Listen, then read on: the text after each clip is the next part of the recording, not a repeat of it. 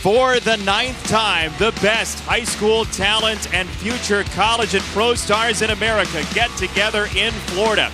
Nearly 100 top flight recruits face off to learn exactly how elite they are. Plus, 5 commitments during the game, including this guy, the number 2 outside linebacker. Rashawn Smith makes his choice during our game. They battle it out for the championship of the Under Armour All-America game in Orlando.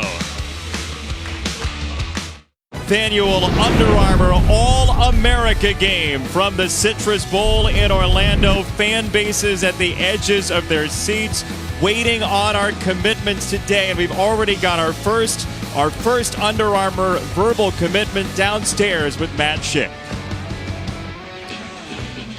All right, thank you, Jason. Here with the number 3 running back, top 50 overall prospect in our ESPN 300, running back Devwa Whaley. Devwa, you are down to Georgia, Texas, and Arkansas. Where will you be headed to school? First off, I just want to thank God, my parents, my family, my friends, my coaches, everybody that supported me through this process. It's been a long journey. But, now it's time to finish it. All right, let's do it. So without further ado, I'll be furthering my degree and playing football at University of Arkansas.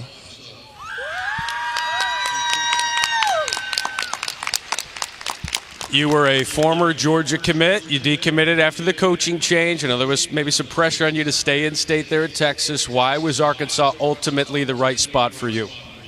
I just feel like that's the best place for me, best fit for me all around. Great coaching staff, and, just to help me further my degree and get to the next level. They've had some success there at Arkansas, and Brett Bielema certainly developing some running backs. You would think that would continue here with Devwa Whaley. Congratulations. Thanks for sharing it with us. Thank you. Devwa Whaley, number 3 running back, top 50 prospect, one of the stars of tomorrow, on display today. Things are possible. You play for an audience of one. Don't let this moment pass you by. Keep pressure. Are you run? Live for the moment. Run to the middle of the ring and let's throw haymakers. Let's go play this game. Let's give it all you got, man. We got nothing to lose. Let's turn it loose. This is the Under Armour All-America football game presented by American Family Insurance. Team Highlight and Team Armour getting together in midfield. Heisman Trophy winners have come through here. Number 1 overall draft picks as well, and we'll see who ends up doing that out of this group. Good afternoon. Jason Benetti with ESPN National Recruiting Director Tom Luganville, National Recruiting Coordinator Craig Haubert. Tom, you got so much elite talent on this field. What are scouts looking for? What's the one attribute? Competitiveness, no question about it. In fact, I would also add mental toughness there. Every one of these prospects you're going to see on hand here can play physically. That's not the question. But in the climate that we're in the coverage of recruiting and the recruitment of the student athlete, there can be a sense of entitlement. Nobody wants to earn anything. So coaches want to see who's willing to earn it, who's willing to compete, who's got mental toughness, how do you respond when things don't go your way. This entire week, that's all I've paid attention to. We've seen all these guys on tape. We know what they can do athletically. It's those other intangible factors that will determine their fate. And right now, they're becoming a part of something bigger with the pedigree of this game. Jason, there has been no shortage of competitive playmakers that have played in this game. The list of alumni making an impact in college and the NFL speaks for itself. Included in that group was 4 of the top 6 overall picks in the 2015 NFL Draft, led by the number 1 overall selection, Jameis Winston. But do not worry, because the future looks very bright as well with this group. And it really, when I look at the ESPN 300, it's the defensive line that stands out. We will see 4 5-star defensive linemen take part in this game, and is led by Rashawn Gary, the number 1 overall player in the nation. And for me, as good of a number 1 overall as we have ever had. Some big-name coaches in this game once again. 5 seasons plus for both of them. Herm Edwards in his 5th season, the former NFL head coach, Jets and Chiefs, our colleague. And then over on the other side, Steve Mariucci in his 6th season. They really approach this in 2 separate ways. sort of, with Mariucci's energy and Herm Edwards a little more philosophical. Well, yeah, and the thing that's great about it is you've got a wealth of experience, not only in the game, but in life and how life and the game interact to each other. You've got multiple NFL coaches throughout both staffs, so these kids have had a real treat and have had a lot of wisdom imparted upon them throughout this entire week leading up to the game. Devin Duvernay, Deontay Mullins, couple of talented wide receivers back to receive the kickoff from the Citrus Bowl as we close out the season with a ball off the tee.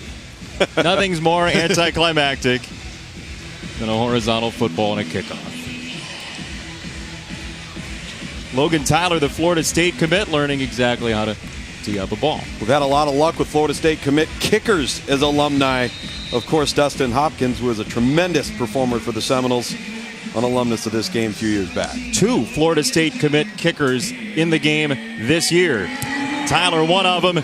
And off we go in the 9th annual Under Armour All-America football game. And an up man takes it. That's Devwa Whaley, who just makes his commitment and takes the kickoff near the 45-yard line. And we'll see Dwayne Haskins and the team highlight offense. One of the top passers in the country. Haskins number 3 in the pocket passer. You'll see pocket passer and dual threat quarterback. What's the difference? Well, dual threat is a little bit more of a athletic quarterback who can run, make plays with his arm as well. Pocket passer, a little bit more of the traditional drop back and throw, but that does not mean a pocket passer can't be athletic or vice versa. And first carry, we see the defensive line strong early on with Mikhail Carter over with Antonius Clayton on the tackle of Whaley. Yeah, Antonius Clayton has had a great week throughout the week, but as a pass rusher, we see him there at the point of attack in the run game as we see an initial run play offensively for the offense here. Boy, the defensive line owned the game on both sides last year. I really believe that there's a narrower gap between the defensive line and the offensive line here in this year's game. Quick throw for Haskins, a little bit low to the far side, but on target from the Maryland commit as he hits N'Keal Harry, the Arizona State commit, the wide receiver. And you talk about the defensive linemen. Take a look at the top 10 here. It's really is the foundation of this class. There are so many great big men, especially on the interior. Nick Bosa, an Under Armour All-American, unfortunately injured. Ed Oliver, Rashawn Gary, they have been disruptive all week long. And McTelvin Agim, we saw Arkansas pick up a commit here at the beginning of the game. Agim has already been on campus, an early enrollee. Haskins again, quick throw and a first down to Harry once more. His second catch. This one goes for 9 and a first down. I like the play call so far for team highlight. Get the quarterback in a rhythm, not get him under duress in pass pro. And this is just the basic hitch route out to the Arizona State Sun Devil commit.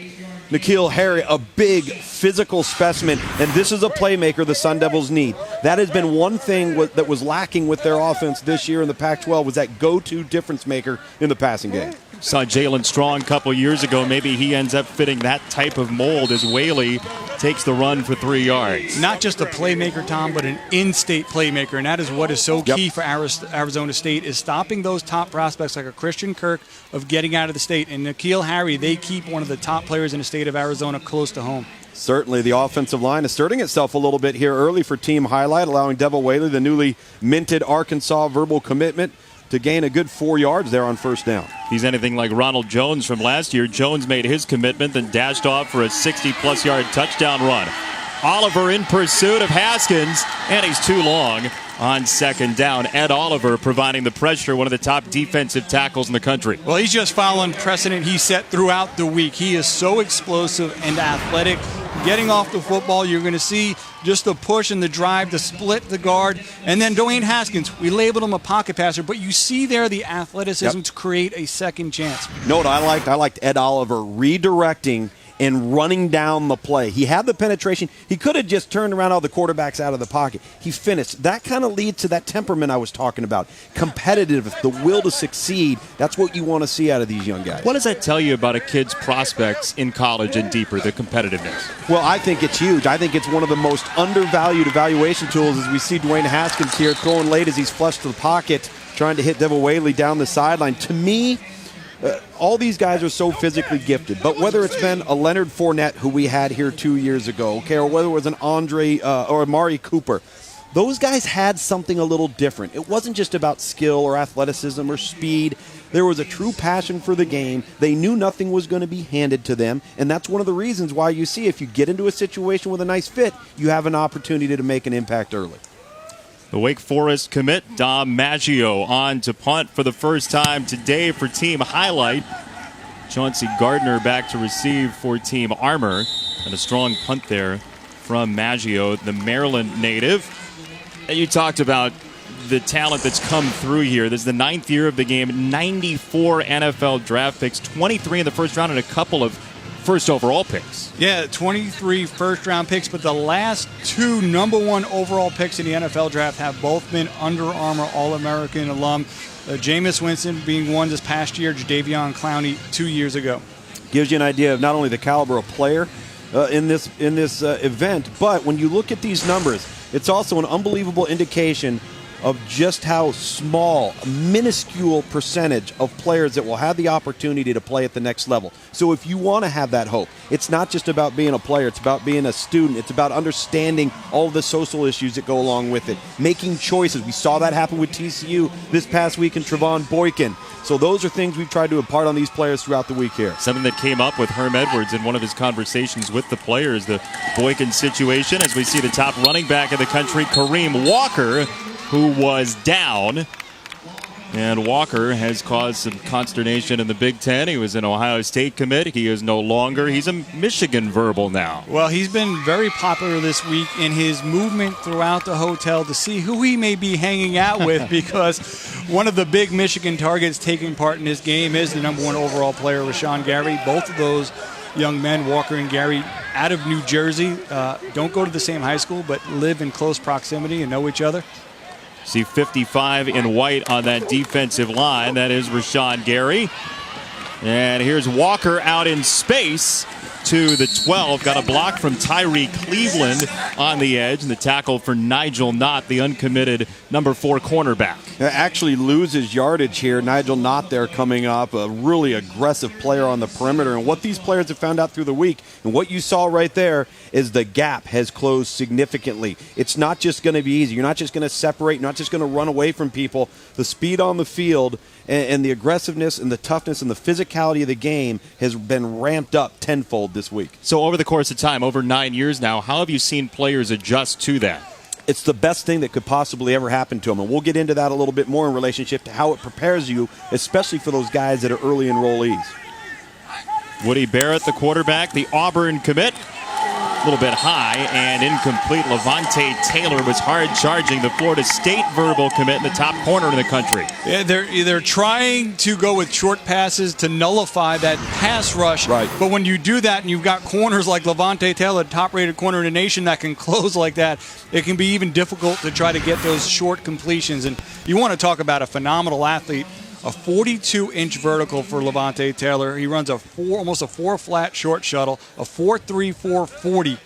He's got all the tools. Even talking to Deion Sanders during the week, he quickly realized who number 5 was. Well, keep in mind, Minkah Fitzpatrick at Alabama already making an impact. What Vernon Hargraves was able to do during his career at the University of Florida, a slew of others. Kevin Tolliver at LSU is a true freshman this year. We think Levante Taylor could be the same type of impact player. We may see his speed in play on this punt return. A little short for him to do that from Braden Mann.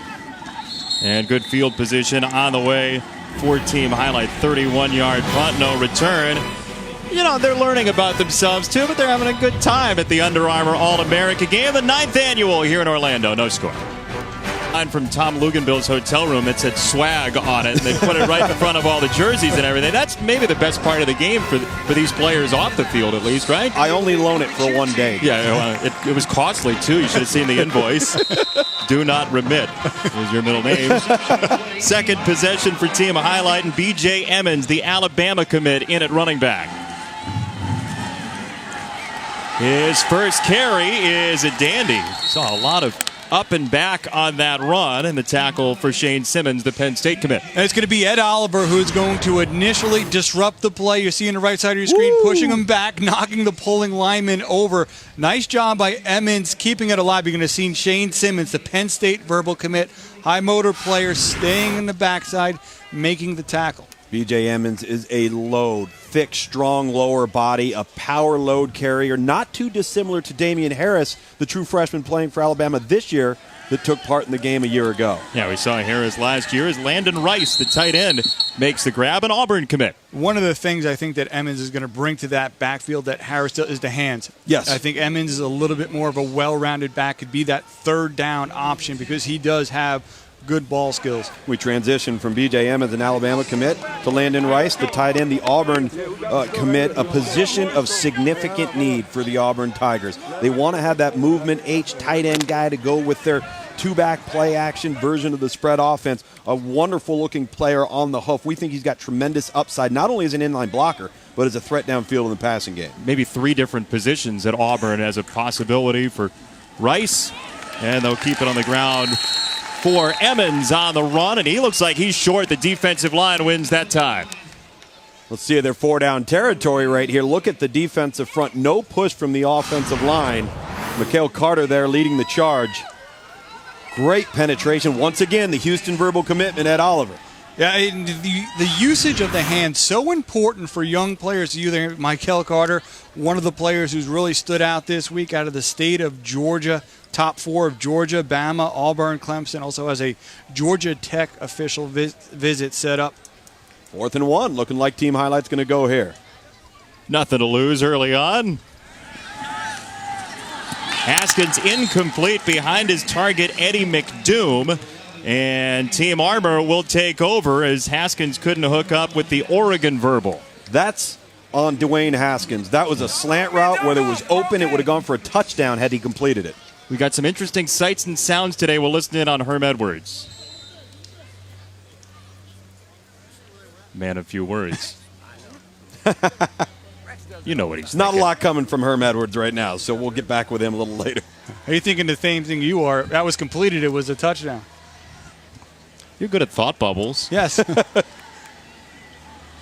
Miles Sanders is checked in at running back for Team Armour. And down goes Woody Barrett, the quarterback heading to Auburn. Rashawn Gary, the number 1 player in the country, is in there. Well, he's the number 1 player, and he has performed like that throughout the week. Rashawn Gary, you're going to see him come from the top of the screen. He gets the tackle, Jean Delance, to open up his shoulders and get parallel to the sidelines. Gave him a soft corner, and you see the nice use of the hands to be able to turn and get to the quarterback. And he's listed, Tom, is a number 1 rated defensive tackle, but because of that size athleticism mix, he can play anywhere along the defensive line. He's Dominic Easley from the 2010 class. All of that versatility, all 4 spots along the front. Use that speed against him, and they'll go with the delay for Sanders. 3rd down coming up on Gary. You guys have mentioned it throughout the practices this week. He plays up to that number 1 ranking, doesn't he? Well, Tom mentioned this in the beginning. We've seen on tape what he brings as a football player. Getting a chance to spend a week with him, and throughout the process even, you learn more about the complete package that Rashawn Gary is. Since the moment he has stepped on the field, he has acted like the number 1 player in terms of effort, and also in terms of how he's carried him, conducted himself off the field as well. When you look at Rashawn Gary, you just don't see a great football player, but you see the little things that make you believe there is a low bust factor with that young man once he transitions to the college No level. red flags.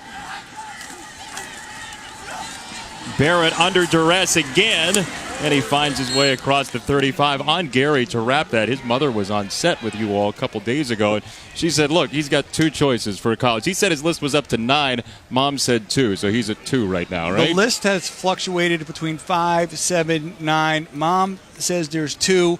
I'm going to tell you how many there are. There's 2. But keep in mind, you got to get to the decision maker. So if Mom says 2, she's the decision maker. Maybe his tummy as well. He mentioned food courts are very important to him in recruiting. See this bottom one right here, pad level. That's an area for all young players in the trenches, offensively and defensively. Levante Taylor waves it off. And a nice punt from Mann goes 41 yards. We'll get to that thought coming up after this. Another Under Armour announcement. 5:53 to go in the first. Matt Schick will tell you where another player is headed. Coming back after the break, we'll hear from Terrence Davis.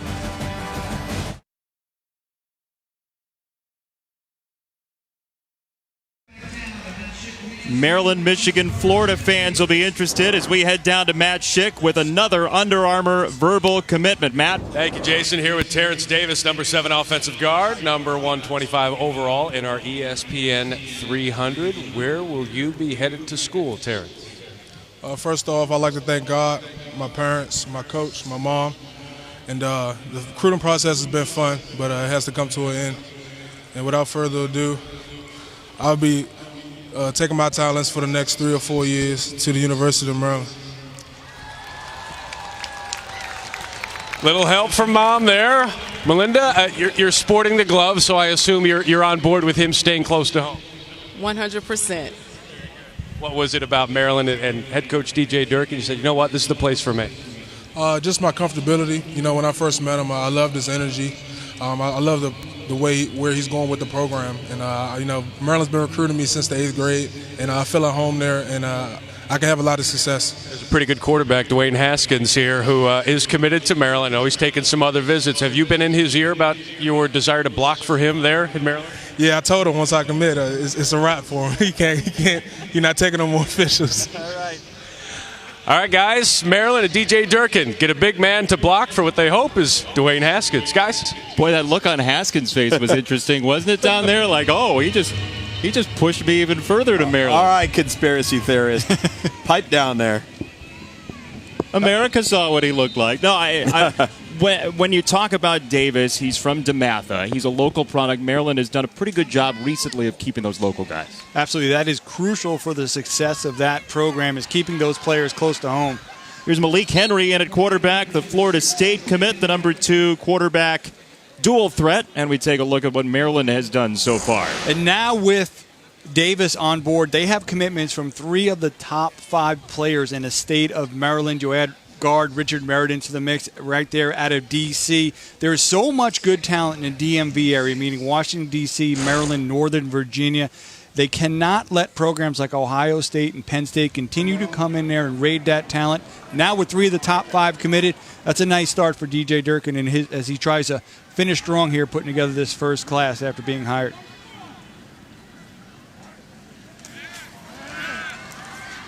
First pass for Henry, and he's got Dredrick Snelson, the Minnesota verbal commit, for a first down. Really well-thrown football here by Malik Henry. One of the things Malik Henry is capable of doing is anticipating the throw, buying himself time by being on time. You saw that out of the slot to Dredrick Snelson, the Minnesota verbal commitment. So very impressive week for Malik Henry. He's been a well-traveled guy at the high school level. Jimbo Fisher, Florida State, very, very excited about the possibilities with him. And keep in mind, DeAndre Francois, the backup at Florida State right now, as a true freshman. That's going to be great competition in Tallahassee. Henry coming from California, where Chris Ricks was from as well. Florida State gets another quarterback from the West Coast. Henry to throw again, and this one out of bounds for A.J. Brown, the uncommitted wide receiver out of Starkville High School. And there you see Christian Fulton, who is another uncommitted player.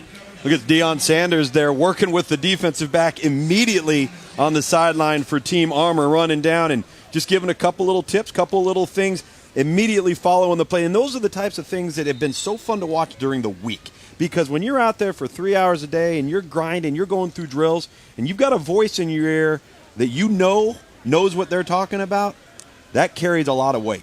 A couple of defensive backs said Deion has given them some tips on how to annoy wide receivers. Well, just get under their skin a little bit. On the ground, Whaley once again, and third down coming up. And with not only Deion Sanders and Steve Mariucci and Herm Edwards, the coordinators are also ex-NFL coaches. There's a lot of experience on that field. And I always tell the players, if you listen, at the end of the week, maybe you walk away with just one trick of the trade that makes you a better football player, better prepares you for college. There is so much experience and information to soak up throughout this week. We'll also hear from Deion Sanders later on in the game. He'll be with Matt Schick, so certainly stay tuned for that as Team Highlight hits third down in this 9th annual Under Armour All-America game. Tough snap, and Henry just has to fall on his sword.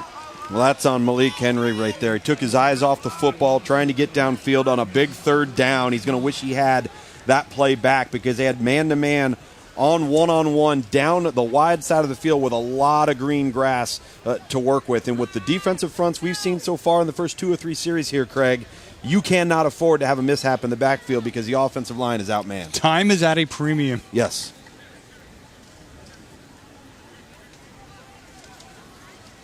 Chauncey Gardner back to receive the punt. Once again, the very talkative Florida verbal commit.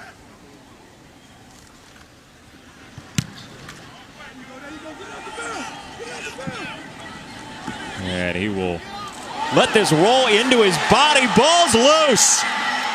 First major error, and N'Keal Harry picks it up. The ball blown dead at the 12-yard line.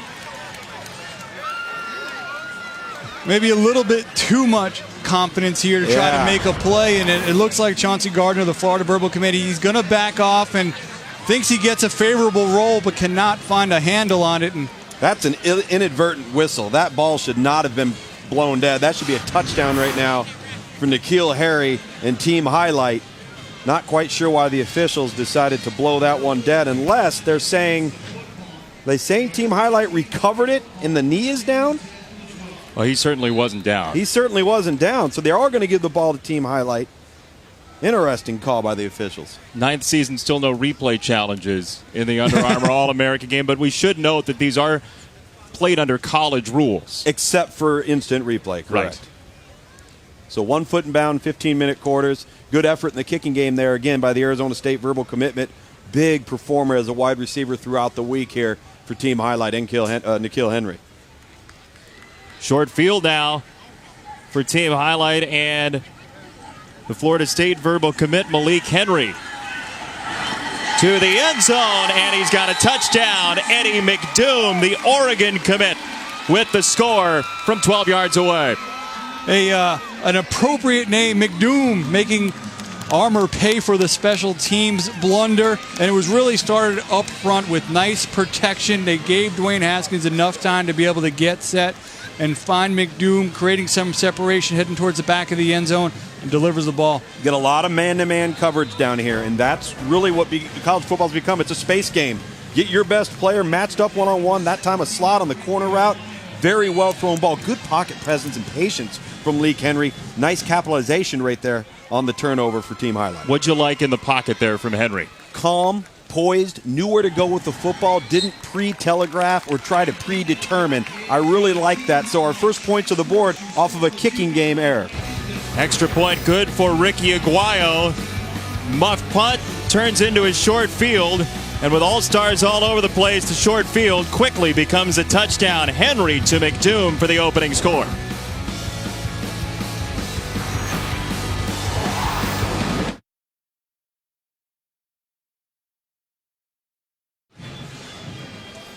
They're happy in Eugene. Oregon commit Eddie McDoom, the touchdown, 7-0 Team Highlight. And we take a look at today's All-America game flashback, brought to you by Under Armour. And our flashback takes us to Ronald Darby, now with the Buffalo Bills, possible defensive rookie of the year. He's the number 3 cornerback out of Potomac High School, then turns into the defensive rookie of the year of the ACC in 2012 and the 50th pick in the NFL draft last year. And he's played tremendously well with Leotis McKelvin and everybody back in that Bills secondary. Yeah, Florida State, he followed LaMarcus Joyner the following year, and then you move on, and now Derwin James had a huge freshman campaign for the Seminoles, 77 tackles, and took over the starting role at safety. So a lot of success in Florida State and Under Armour All-Americans, as is Aguayo's brother, one of the most accurate kickers in all of college football for the Seminoles as well. Fairly similar at this age, too, yes, don't you think? No doubt.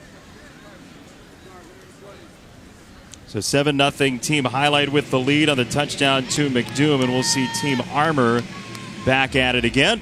And if you're a Florida State fan, no shortage of kicking talent coming in. They also have a commitment from Logan Tyler, who was the place kicker for Team Armour. He's got a strong leg. If you watched the kicking competition during the skills challenge yesterday, he put forth an impressive performance, winning that.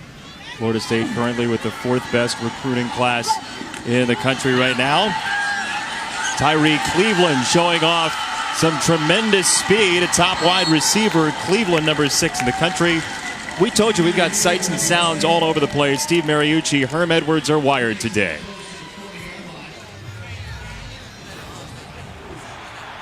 What do you got to do there? Make sure you're. I told Ozzy to get away from him. Yeah, you got to be loud and you got to be visual, okay, so they can see you. Hey, D-line, linebacker, look for the screen or the draw now. Play smart. Herm Edwards' advice: play smart to his team right now. Well, smart teams that make few errors, make a couple more plays than the other team, generally have a great chance at success. Matt Fink has checked in at quarterback, the USC commit out of the state of California. And Kareem Walker with a couple of yards across the 40, the top running back in the country with 4.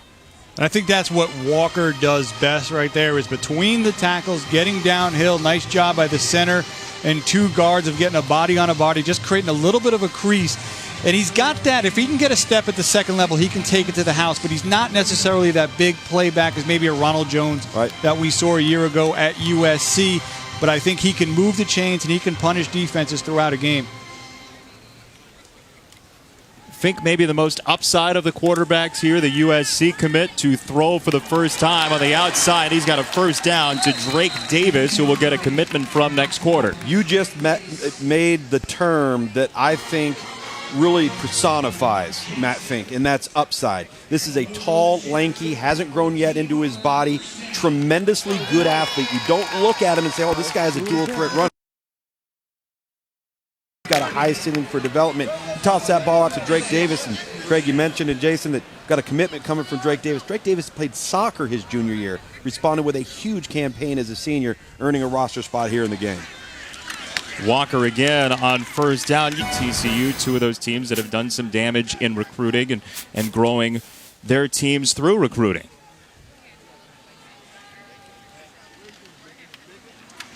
Kareem Walker again waited for the crease to open and just got tripped up. Got a nice job by number 55, Landon Dickerson. Guard pulling out in front of him. Did a nice job of reading it and cutting off of him, but got his feet a little bit caught up. But you see them, at least All-Star game, you figure throwing around a yard. What Armour's doing is they're kind of running and setting up a second and short, a third and short. Yeah, it's kind of methodical here. And if Kareem Walker there doesn't get tripped up, that might be a race to the corner to see if he could turn the edge. Nice little drive being mounted here by Team Armour and quarterback Matt Fink. Maybe one more play in the quarter. We'll see. Answer's no. The drama, right? Benito Jones tried to beat the whistle there, number 95. He got off that football. Well, you said he's got a high motor, Benito Jones. There, it's on display. 7-0, the lead for Team Highlight. Some of the greatest players in high school football in the country. Future stars in college and the pros. Today in Orlando. Former Under Armour All-American Leonard Fournette certainly has the goods, and I'm not talking about the athletic kind. I'm talking about the stuff that matters. As we take a look at the running backs since the 2006 class, number 1 ranked running backs. You see the highlighted players there, number 1 and in the Under Armour All-America game. As we see a botched snap here coming off of our break to quarterback Matt Fink, the USC verbal commitment. And getting back to that running back list, we've seen a pretty healthy dose here, guys, of Kareem Walker. He kind of reminds me of what Isaiah Crowell looked like when we had Isaiah, obviously a tremendous early career in the NFL after rebounding and transferring to Alabama State from the University of Georgia. Similar type of style, similar type of back, certainly when it comes to being a downhill power runner. Now with the Cleveland Browns. And 4th and 7, Fink's team will go for it with Miles Sanders in the backfield with him, the number 6 running back in the country. You have man-to-man coverage at the top of your screen. Could have some wide-open grass there for an opportunity. Sanders is hemmed in and short of the first down. So a turnover on downs. Rashawn Gary involved. First guy to hit him, and again, not just about size, not just about athleticism. The effort to get back in on the play as the defense was rallying to the ball. Big number 55. You can see him at the bottom of your screen trying to work off the block. He sees it thrown. He redirects, makes the first hit. The rest of the cavalry comes, cleans it up. You know, if you're going to go for it on 4th down, go take a shot to get the first down. I don't like the play call, and I tell you right now with Matt Fink, that ball didn't come out of his hand very well, but he's got to give a shot, have some situational awareness of what the down and distance is and take a shot. Too much speed on this field to try to throw short and create yards. So Malik Henry back out to steer the offense. The Florida State verbal commit, the number 2 dual threat quarterback in the country. And a rare flag. Very clean first quarter. Yes. First penalty of the game. Prior to the snap infraction. On the offense, 5 yards. Still first down. What's been the history in this game in terms of clean first quarters? It's been a struggle, and it's usually a struggle in the trenches. As we take a look at Deion Sanders, standing by some of his defensive players, getting some love in front of the camera. It's been a struggle because you have such a mismatch up front, and so it takes a little while after about 3.5 days of practice to start to gel as a unit in a game. Henry out of the backfield to Emmons, and B.J. Emmons beautifully turns it upfield. The Alabama commit, and the number 5 running back belted by Eric Monroe, the LSU commit. Emmons has a compact build with a lot of muscle on it. He really has the build to be able to take punishment as well as dish it out, and we saw the ability there to finish on that play. From a small town in North Carolina, Morganton, North Carolina, about 16,000 people, closest to Asheville, on his way to Alabama down south. One more time. There are a lot of bodies on that defensive line. Not afraid to stick his head in there and get a forward lean as a back. You kind of see the power and the aggressiveness. He's a rugged runner. He's an inside runner when he needs to lower the shoulder, but we saw the quickness on the previous play. This offensive line now starting to get a little push. Right. Yeah, like I said at the beginning of the game, I truly believe that the gap between the offensive line and the defensive line in this year's game was a little bit more narrow. We think about a year ago, Daylon Mack basically was getting his mail in the backfield, talking about the outstanding Texas A&M freshman. This year we have not seen this thus far, and I think the offensive line led by anchored by that center, number 54, Bavion Johnson, the Florida State verbal. Offensive line definitely responding and giving some creases there for the running back.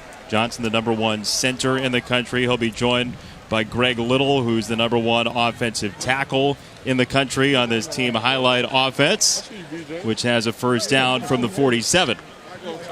Only touchdown so far in Eddie McDoom score, the Oregon verbal commit. A little fun in the huddle. Absolutely, not enough time there. Play clock has been reset.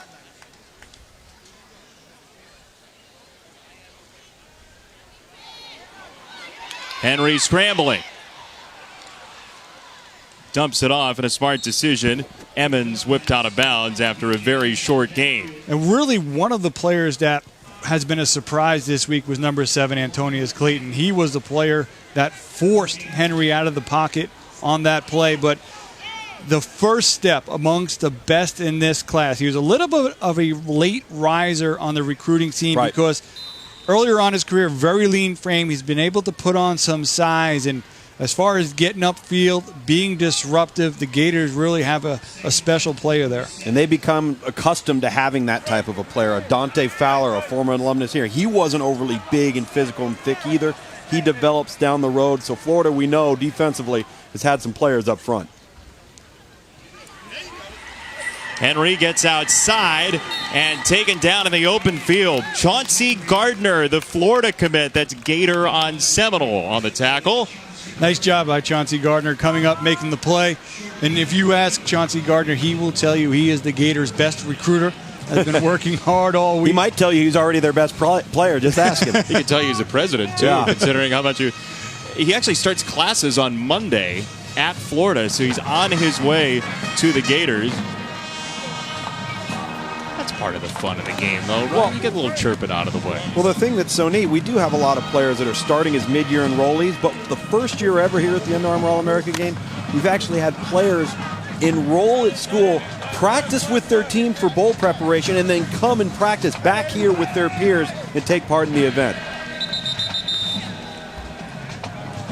Team highlight taking a timeout here with some confusion on the sideline. So 3rd and 9, team highlight will have it, 11:03, second quarter.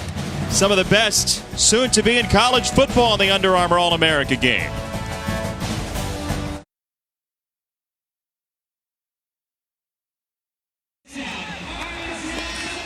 7-0 team highlight downstairs. Matt Schick, the Under Armour sideline report. He's learning how to high step. Matt? Yes, I am, from one of the best. I'm here with a guy that if you refer to him as one of the best cornerbacks of all time, you will be admonished, corrected, and he may never talk to you again. Deion Sanders is here, the best of all time. What do you enjoy most about coaching and being with these kids? The kids, man. I love the kids. We've had some extraordinary kids come through this game, and they're doing so well in the pros. This is the best game by far. We have the best uniform. The coaching staff has well over 100 years of experience. We're at Disney, and look at the weather here in Florida. It's unbelievable, man. What is the toughest thing for a great player like yourself to teach other kids to do? Well, I'm past the days of having expectations that they would make the same choices that you would have made, because they're 17, 18, and 19 years old. So you can't expect that.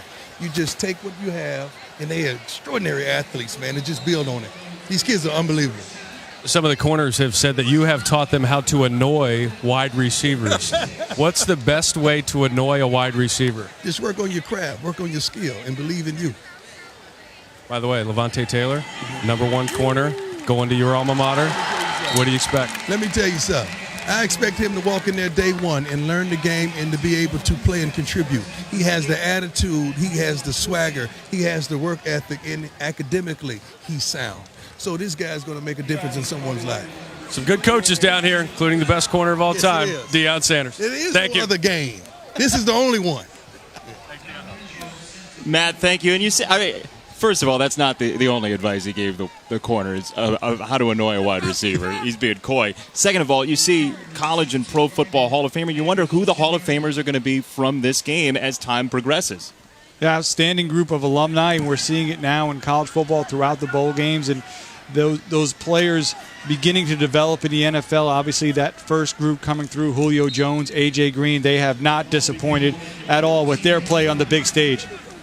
Maybe even the punter will end up in the Hall of Fame. Dom Maggio, the Wake Forest commit, gets a little love. 7-0. Team highlight in front of Dion. 3-hour practices. They're long. They learn a lot about each other, and team highlight is 7-0 lead here in the game.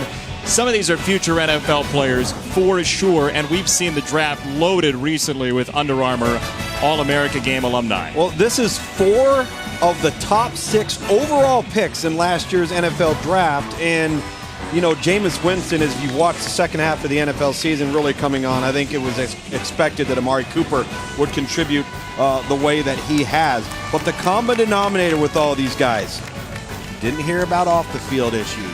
You didn't have work ethic problems. You didn't have character and academic issues. All of those little ingredients that make the player, these guys got that stuff, and that's going to be the determining factor.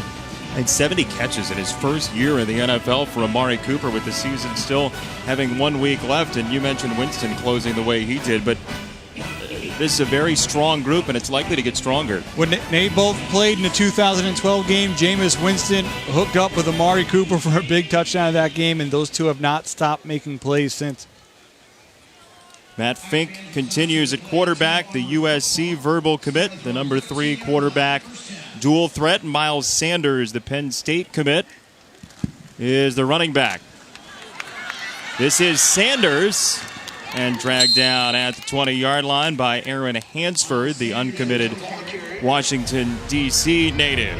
Kickoff the final weekend of the NFL regular season with ESPN, 10 a.m. Eastern, NFL Insider Sunday edition for all the latest injury news and early breaking stories. Then at 11, Sunday NFL Countdown. Wendy Nix, Boomer, and the boys takes you right up to kickoff on the Week 17 games. Also streaming live on Watch ESPN and the ESPN app. You may hear about Jameis Winston and Amari Cooper and the like. I want to go back to Aaron Hansford right there. That's an athlete playing linebacker. He played wide receiver, played running back on offense, and he ran down Miles Sanders in the open field, give you an opportunity to get a sense of the range and the speed on the field here today. Where do you think Hansford ends up? As a position player, I think he's going to be a linebacker. It'll be interesting to see school-wise what ends up taking place with him, because you know what? That stuff all takes care of itself.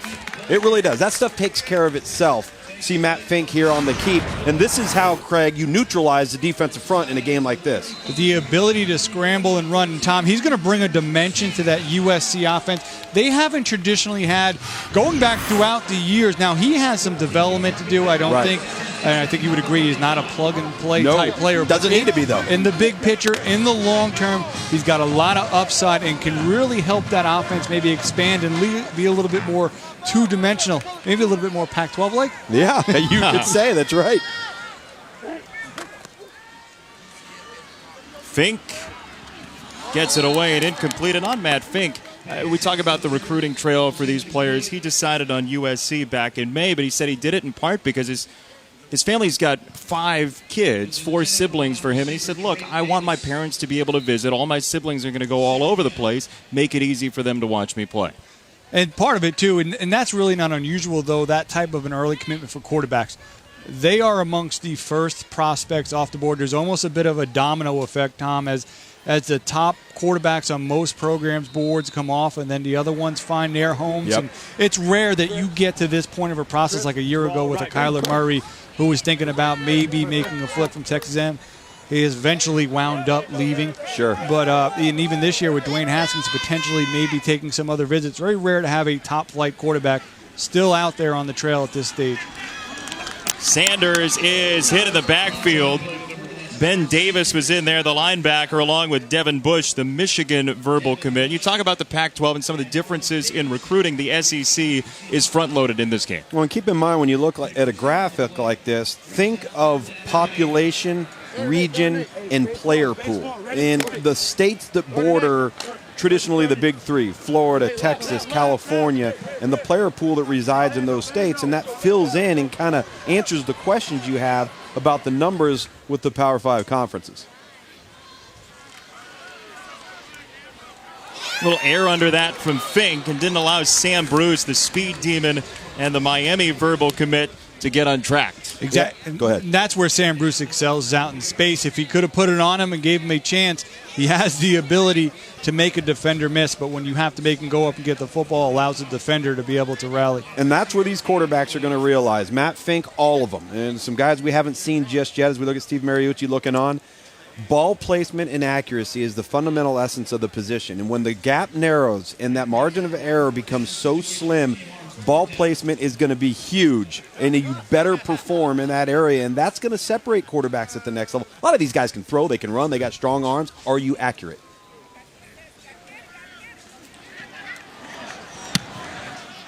Braden Mann, nifty little footwork there to get that away.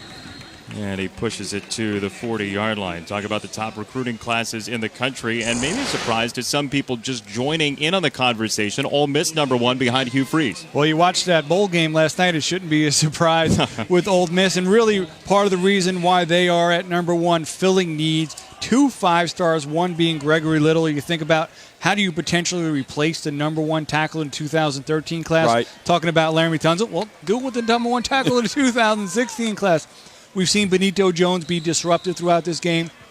Defensive tackle, Robert Condici on his way out. You replace an explosive defensive tackle with another explosive defensive tackle. And both are premium positions. That's the thing that's the key. We're not talking about linebackers, receivers, guys that are growing on trees. We're talking about that position that is separating the good from the great in college football. You look at the college football playoff teams. You look at Alabama's defensive front. Look at Clemson's defensive front.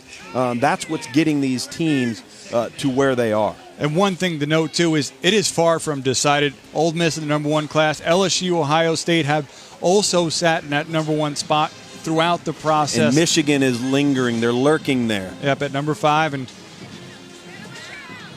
quick throw by Jack Allison, the Miami commit. And he's got an open man, A.J. Brown into space. Big play for Brown inside the 10. Boy, A.J. Brown is a big physical specimen. And Jack Allison, the Miami verbal commitment, throws a strike here, and he kind of recoils and fires it right behind that buzzing linebacker to the flat. And then A.J. Brown, look how big and strong he is. Look at that thick lower body. Does the rest. Has the presence of mind, Craig, to switch the ball into his outside hand away from inside traffic. 6'2", 218. The state of Mississippi. Dan Mullen, Hugh Freeze will tell you, hidden gems, high-profile guys, kind of an eclectic state of great players. Still uncommitted A.J. Brown. Also a very strong punt returner as Allison sticks in the pocket and fires for Harry. And N'Keal Harry couldn't come up with it. Marquill Osborne, the Tennessee commit, on coverage. Well, if you're going to try to thread the ball in there like Tom, you better set your feet. You're going to see Allison here throw off his back foot. He almost got it in there, but there ain't much space in that window. And Harry is accustomed to coming down with that football. And if you watch college football, what are you seeing every week? The 50-50 ball. Who makes plays on the contested ball, in traffic, one-on-one, or the jump ball? That's what the passing game is right now in college football. Allison, incomplete. If you read the evaluation on ESPN.com, it says, hey, maybe he takes too many risks because of arm confidence. There it is. He does have tremendous arm confidence, and he's a little late. Don't want to cock and reshuffle on an out route. That ball should already be out of his hand, and if it was, it would have been caught, and Dredrick Snelson would have been running in the end zone. He's lucky it's not going the other way. Chauncey Gardner nearly had 6 for himself. He's not, and you see, it's understandable with this pass rush, but he's not stepping through. Right. He's pulling back as he begins to throw, and it's taking a little bit off the football, and Chauncey Gardner almost had a big opportunity there. I will say this, though. Jason, you mentioned arm talent. He does have that. Zipped it in high for Brown and incomplete. We're talking about those evaluations. You can find them on ESPN.com. All the players in this game and then some. You guys work so hard on those throughout the year. Well, strengths, weaknesses, areas of improvement. There are no perfect players. You know, you're talking about a 350 to 375 word report on variables at each position, and we want to try and outline, hey, where are areas of improvement? Where are guys really solid, really strong? And you'll see that all on recruitingnation.com. And also, if you don't necessarily agree with how we may have somebody ranked, you could see why. Yes, you can read exactly it and right. see where our thought process is. Ricky Aguayo, the number 5 kicker in the country, the brother of Roberto Aguayo, is good. Coming up next, Ole Miss, LSU, Alabama, Texas A&M, all fighting for a kid from Baton Rouge. Drake Davis will make his announcement downstairs around the corner.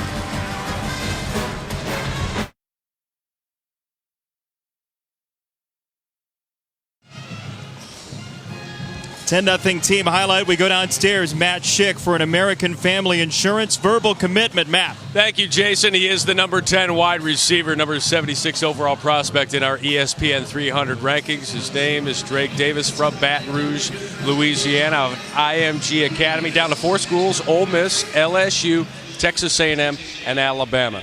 Which hat you pulling out there? First of all, I want to thank God. I want to thank my family. I want to thank all my friends for supporting me. And I'll be attending the Boot Baby LSU.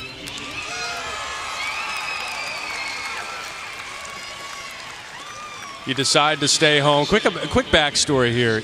You gave up football in your junior year of high school to play soccer. Did not play high school football that year. What eventually brought you back to the game? The support from my family. My new team, IMG. It was just a great process. I love football, and I love everything about it. You love football. You also love other sports. What other sports do you plan on playing at LSU? Basketball. Really? You told Johnny Jones. That part of the deal? Yes, sir. Very good. They've had some good players this year, including Ben Simmons. Got another one here in Drake Davis. Guys, LSU inching ever so much closer to that number 1 recruiting class ranking. Thank you, Matt and Drake. That may be news to Les Miles on the basketball front, but it's big news in terms of trying to catch Ole Miss in that number 1 ranking. That's how good of an athlete he is. He can get you, I think I'm going to play basketball too. Or I think I'm going to play soccer, which he did as a junior we talked about. To me, he may be one of the best blends and somewhat unknown commodities in this class of size, speed, power. He's your quintessential receiver in today's game. Tremendous upside because he hasn't played a lot of football to this point. He scored 5 different ways this season. Could be a weapon on offense. You could hand him the football. Also dangerous in the return game as well. A big-time playmaker there headed to LSU. Josh Hammond on the return, the number 12 wide receiver, the Florida commit, the brother of Frankie Hammond. And Team Armour gets it back. So we'll look at the class ranks now. How close is LSU with that one? Extremely close. As I mentioned, this is a race far from over. Ole Miss led by 2 5-stars, the number 1 rated dual threat quarterback in the nation, also committed to that class. But it is really a race, and why it is even more of a race, he is from Baton Rouge area, but goes to IMG Academy in the state of Florida. In the state of Louisiana, 6 of the top 10 prospects remain uncommitted, and the Tigers do an outstanding job of keeping talent close to home. With so much still available, you got to watch out for LSU on a recruiting trail here over the last month. There's one disappointed fella, and that's the quarterback you're talking about, Shea Patterson, the teammate in high school of Drake Davis. He was trying to get him to come play at Ole Miss with him together. And instead, He'll be a rival at LSU. So you talked about that recruiting class for the Bayou Bengals. What do you have here? Well, look at the players at the top two spots. Defensive tackle. What do we become accustomed to seeing with LSU? Great players in the front, right? Arden Key a year ago as a true freshman was in this game, had a tremendous true freshman year. And that corner, whether it's been Tre'Davious White, Patrick Peterson, and maybe most recently now Kevin Tolliver, the true freshman, that's the thing that stands out is they're one of those few programs that's going to identify and be able to lure those caliber players at those premium positions.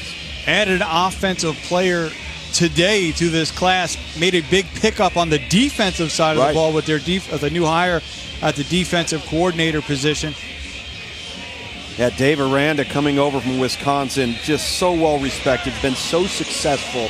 He's going to add a lot to that mix as Kevin Steele moves on, of course, to be the coordinator at Auburn.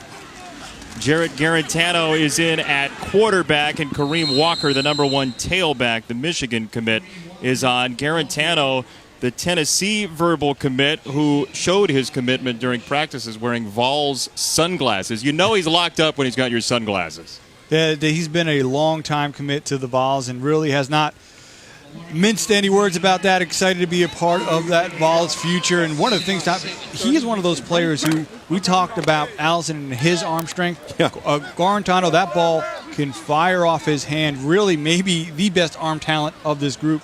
Certainly natural wrist velocity and revolutions. The ball really comes out of his hand, as you see right there. But the end result needs to be accurate. And that's one area. I think there's two things.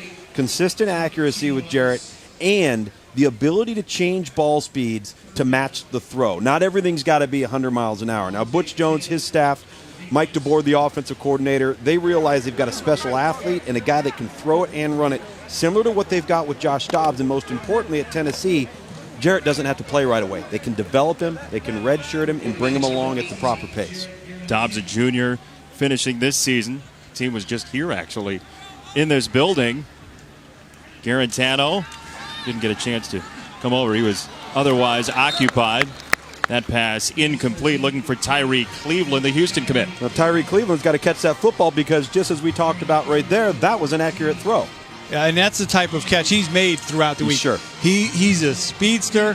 He can get downfield, outstanding length as well as to be able to go up in the football, and he is a verbal to Houston. One of 2 players in this game committed to the Houston Cougars. Tom Herman in that H-Town takeover, doing an outstanding job of mining talent at home.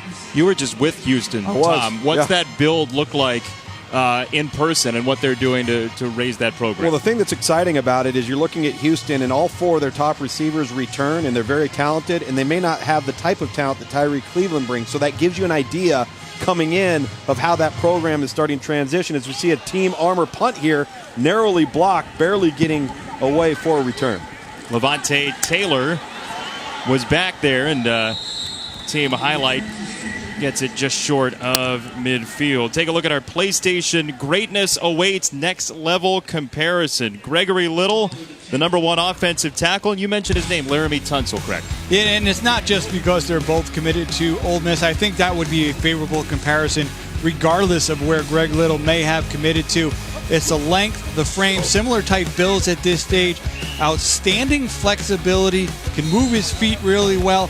I don't know about his ball skills. We'll see when he gets there. Maybe he can get out and catch a touchdown pass. But I'm sure he will want to make sure that play is somewhere in the playbook still once he gets to Oxford. And terrific feet. He can bend. He's agile. Oh, really impressive group as a tackle.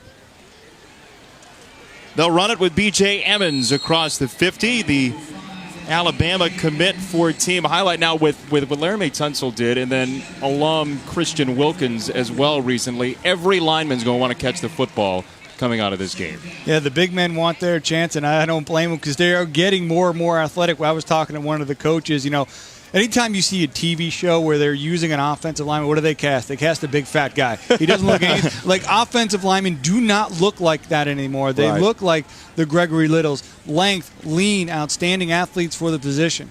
Well, I love the way that B.J. Emmons runs the football. He's full steam ahead now. There's an aggressive, rugged approach to the way he's sticking his helmet in there. You see the marks there on the side of the dome for B.J. Emmons. And right now, Team Highlight's kind of having their way. They've kind of controlled this game. Team Armour there in black for you has had some sustained drives and then can't capitalize. So far, it's been the first half of Team Highlight. Jack Allison now leading his second series of the game. What unit do you think has had the best defensive games so far? To me, really, it's been Team Highlight because they've been able to limit big plays. Allison for McDoom, incomplete. You think the defensive lines have kept this low scoring? Absolutely. They do each and every year. And they've tried to counter that with short passes, but the secondary and the speed, they have been so quick to close, breaking some passes up when they have been able to complete it, making quick tackles. You got to catch the football. You got 4th and 2, about 4th and 3, but you lead to that because you drop a simple 5-yard hitch route. You got to consistently catch the football. You can be as athletic as anybody on the field and run fast and jump and make people miss, but not if you don't catch the ball. Maggio under pressure, and he runs it for the first down. How about that ad-lib from the Wake Forest verbal commit? They say he's a versatile kicker in the evaluation, but how about that? Yeah, well, he's gonna get some pressure, and Coach Mooch says, "I'll take it. I didn't call it, but I'll take it." Well, he doesn't want it. He's on the other sideline. You're going to see the pressure coming off the edge. He pulls it down. He got the flag. It's not flag football. Maggio continues to run with Michael Divinity creating the pressure there, but Maggio was able to escape and pick up the first downs. The up man there looked like he thought he was going to push him right past the punter, not realizing the punter's depth. He ends up running him right into the punter. It's just a smart, heady play right there. That's the longest run of the game so far. Well, hey, take him as you can get him.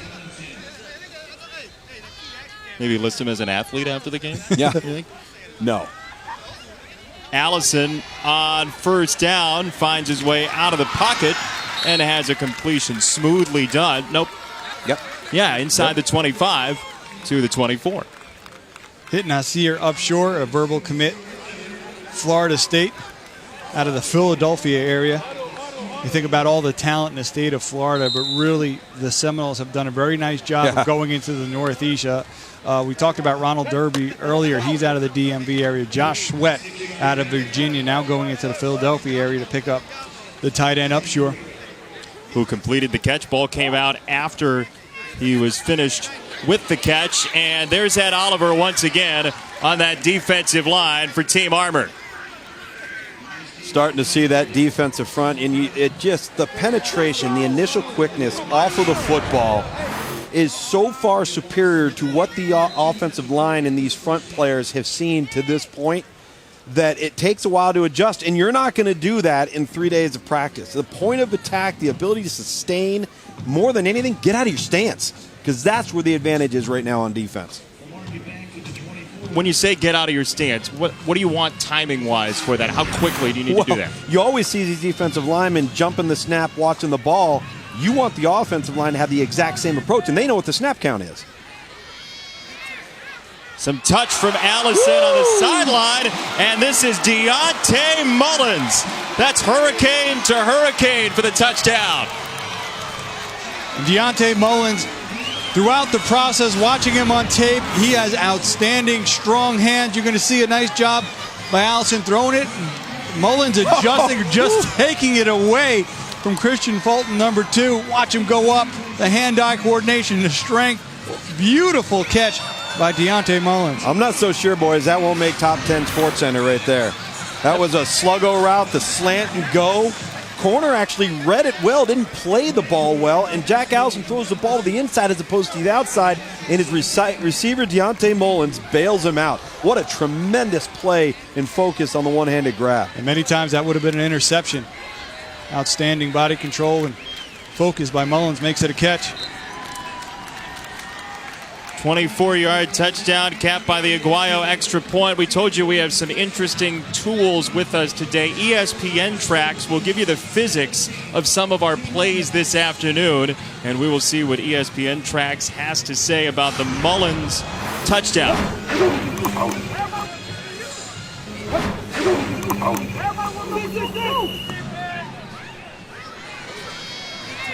See the burst right there off of the cut. I think really the speed of being able to, you see the max miles per hour there, 15 miles an hour. That was off of the slant cut before he faked and what upfield, so he's accelerating quickly. Speed aside, it's the hands and the body control to go up and get that.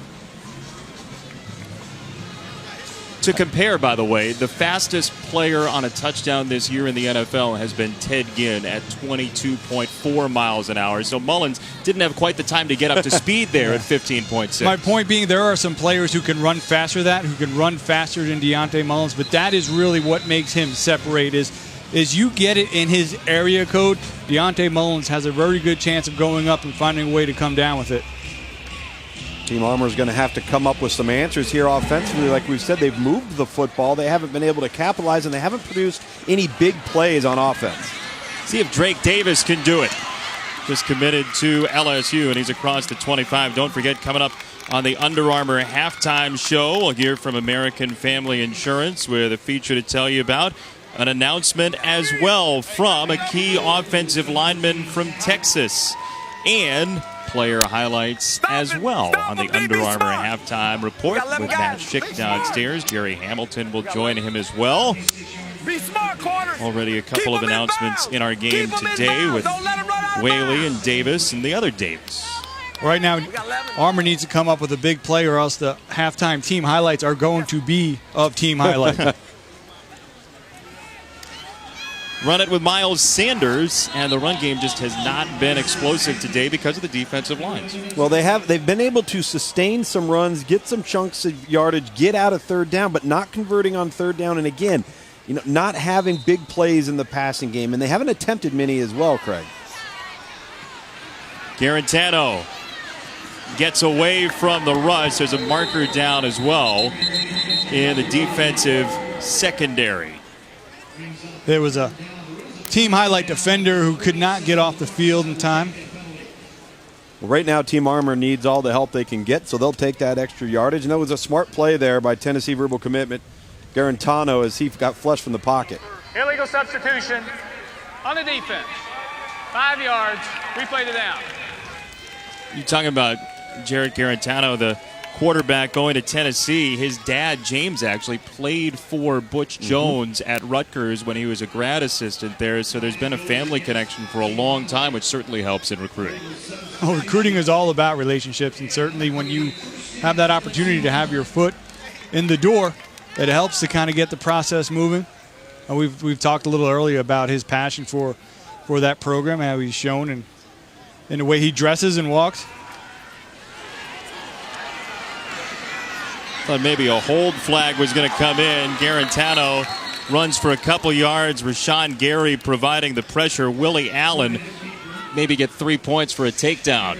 Initially, some good protection by the offensive line. Rashawn Gary at the top of your screen trying to work off the block. Look how strong he is to be able to shed the blocker and then to hustle. And really, we've talked about it. You talked about competitive temperament at the top of the game, Tom, and that is what you see right there.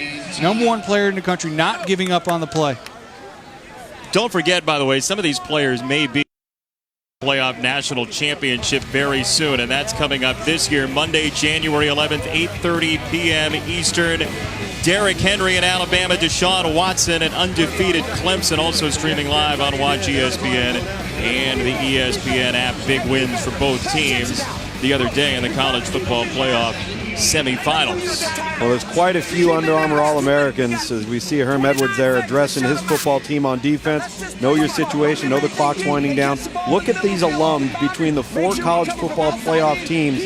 Clemson with 9, including Deshaun Watson. Christian Wilkins made the big play. We talked about him. Ben Boulware as well had a big interception. Boulware, he certainly did. And then Alabama, okay, maybe that kind of explains the run that they've had over the last 7 to 8 years. And, the defensive side of the football with alums out of this game, guys like Reggie Ragland, Cyrus Jones, who's really developed into a fine player on the perimeter, the young corners, Micah Fitzpatrick, Marlon Humphrey, and then Tim Williams off the edge, that pass rusher that has developed. When he was here, guys, he was 200 pounds soaking wet with rocks in his pockets. I mean, we looked at him, we said, wow, he's explosive, but he's going to have to get in the weight room.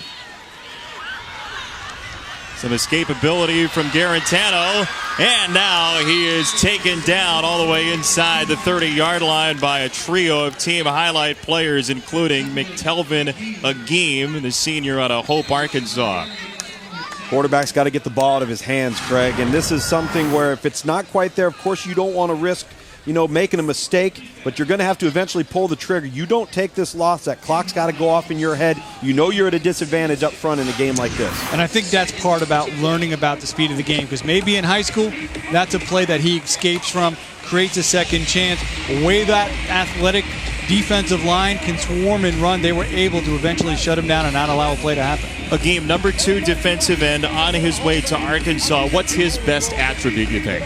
It's versatility and athleticism. You see him moving around the defensive line, playing inside. His range for a defensive lineman is tremendous. I remember, Tom, when we first put together the initial ESPN 300, we watched him run down a running back in the state of Arkansas at his high school game from 80 yards out. It's that combination of effort and speed as well as strength. And once they continue to fill him out, he reminds me a bit of Trey Flowers, who just came through that program. Yep. And the versatility he can bring to that Arkansas defensive line. I will say this, though. I think he brings even more athleticism than Trey Flowers had. The top linemen in the ESPN 300, Gary, then Bosa, Oliver, Lawrence, and Agim, all here at the Under Armour All-America game. And Bosa, unfortunately, and Rashard Lawrence both came in injured, were not able to participate in the game. So you've seen the front personnel that's on hand here today, and that's minus those two. Once you're an All-American, you're always an All-American. You're still invited, and you're crowned an All-American. And so Bosa and Lawrence both have that honor.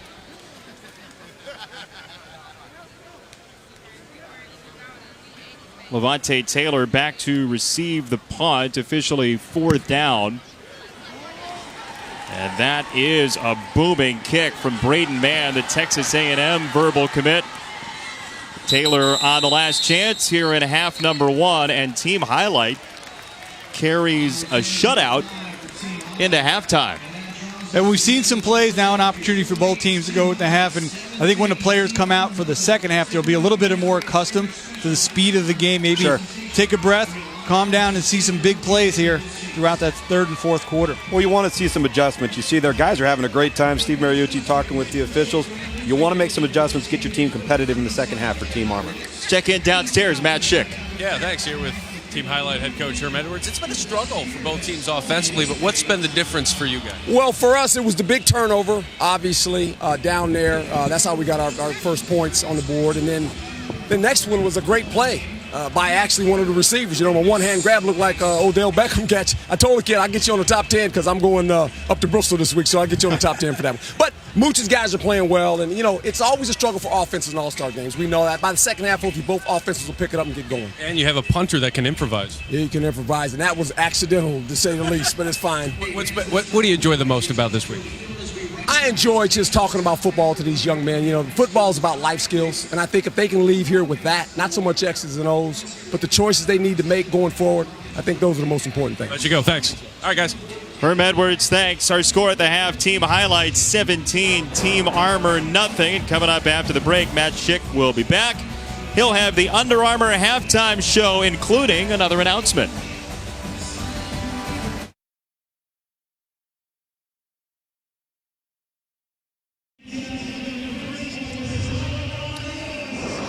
Welcome back to the Citrus Bowl. Team Highlight with a 17-0 lead on Team Armour. Welcome to the Under Armour halftime show. I am Matt Schick. These players, more than 90 of the great high school seniors in all the land in high school football, were chosen by our talent evaluators for ESPN, headed up by National Recruiting Director Tom Luginbill. But not all of them. A couple of them were chosen by you, the fans, thanks to American Family Insurance. For the first time ever, the final 2 roster spots. For an alumnus of this game, Team Highlight leads 17-0 at halftime, and we get a sneak peek at Under Armour's upcoming documentary, All Eyes on Us. All eyes will always be upon you. Those first 3 steps on that turn are vital. We're going to keep our eyes up. Take your eyes up and through. You're an All-American. With that comes expectation. Jason Benetti joined by our recruiting brain trust, Tom Luganville, Craig Haubert here at the Citrus Bowl. Guys, 17-0 first half. What are your thoughts? Well, as we expected, it would be difficult with the defensive line talent that it is in this game for the offense to kind of find their mojo. Sure. For Team Highlight, it was a special teams miscue by Armour that allowed them to get on the board. But really, Rashawn Gary, #1 player in the nation, he has certainly performed like that throughout the first half and really throughout the entire Under Armour All-America week. The explosiveness off the football, the use of his hands, and most importantly, Tom, the motor. He has never given up on any plays and made a lot of plays off of effort. Great effort guy. You know, he's running on 93 octane. A lot of that stuff at times, sometimes you might mature into doing it more consistently. Most guys, if they're not going to be a high motor guy, they aren't one. And so as we transition to the second half here, what I want to see more of is better plays being made by the wideouts. We've had too many dropped balls that have been short, intermediate throws where they could have a chance to make a play and make something happen after the catch. We saw that from Team Highlight and A.J. Brown from Jack Allison, the Miami Verbal Commitment. We need to see it from Team Armour in black if they have a chance of getting back into this game. 17-0 your score at the half. Team Highlight with a shutout against Team Armour, but one standout for Team Armour is the future H-Town takeover guy, Ed Oliver. He's had a very strong first half. Commitment as well here at halftime. 17-0 your score.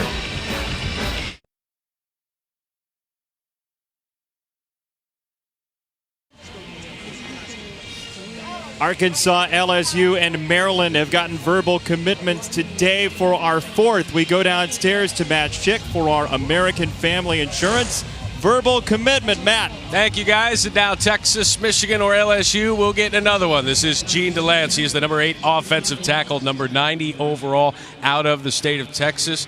In a bag holds the key to your commitment here. There is a hat you're going to put on. Which one will it be? Before I start, I'd like to thank God, thank my family, my players, all my teammates and family that helped me through this process, and everybody that helped me get this far. But with further ado, I'll be taking my talents to the University of Texas. Welcome.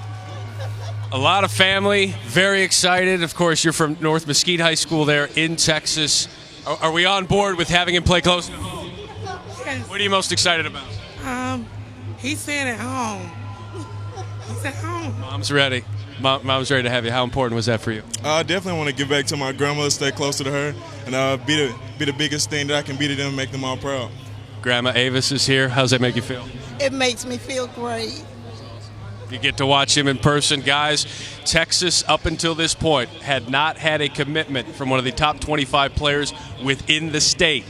They do now with Gene Delance. Back up to you.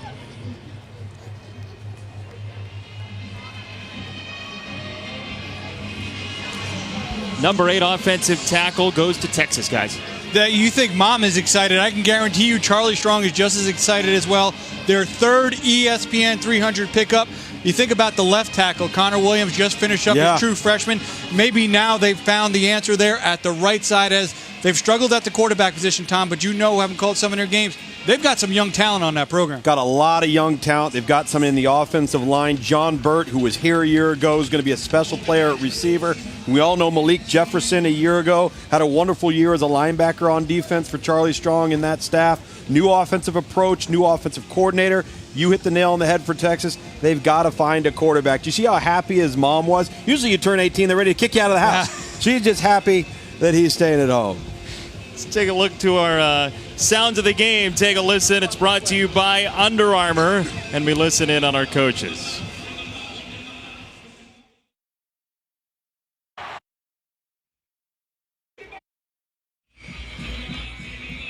First down! First down! Hey, who's reffing this game, Herm, or who's reffing this game? Crazy, Mooch.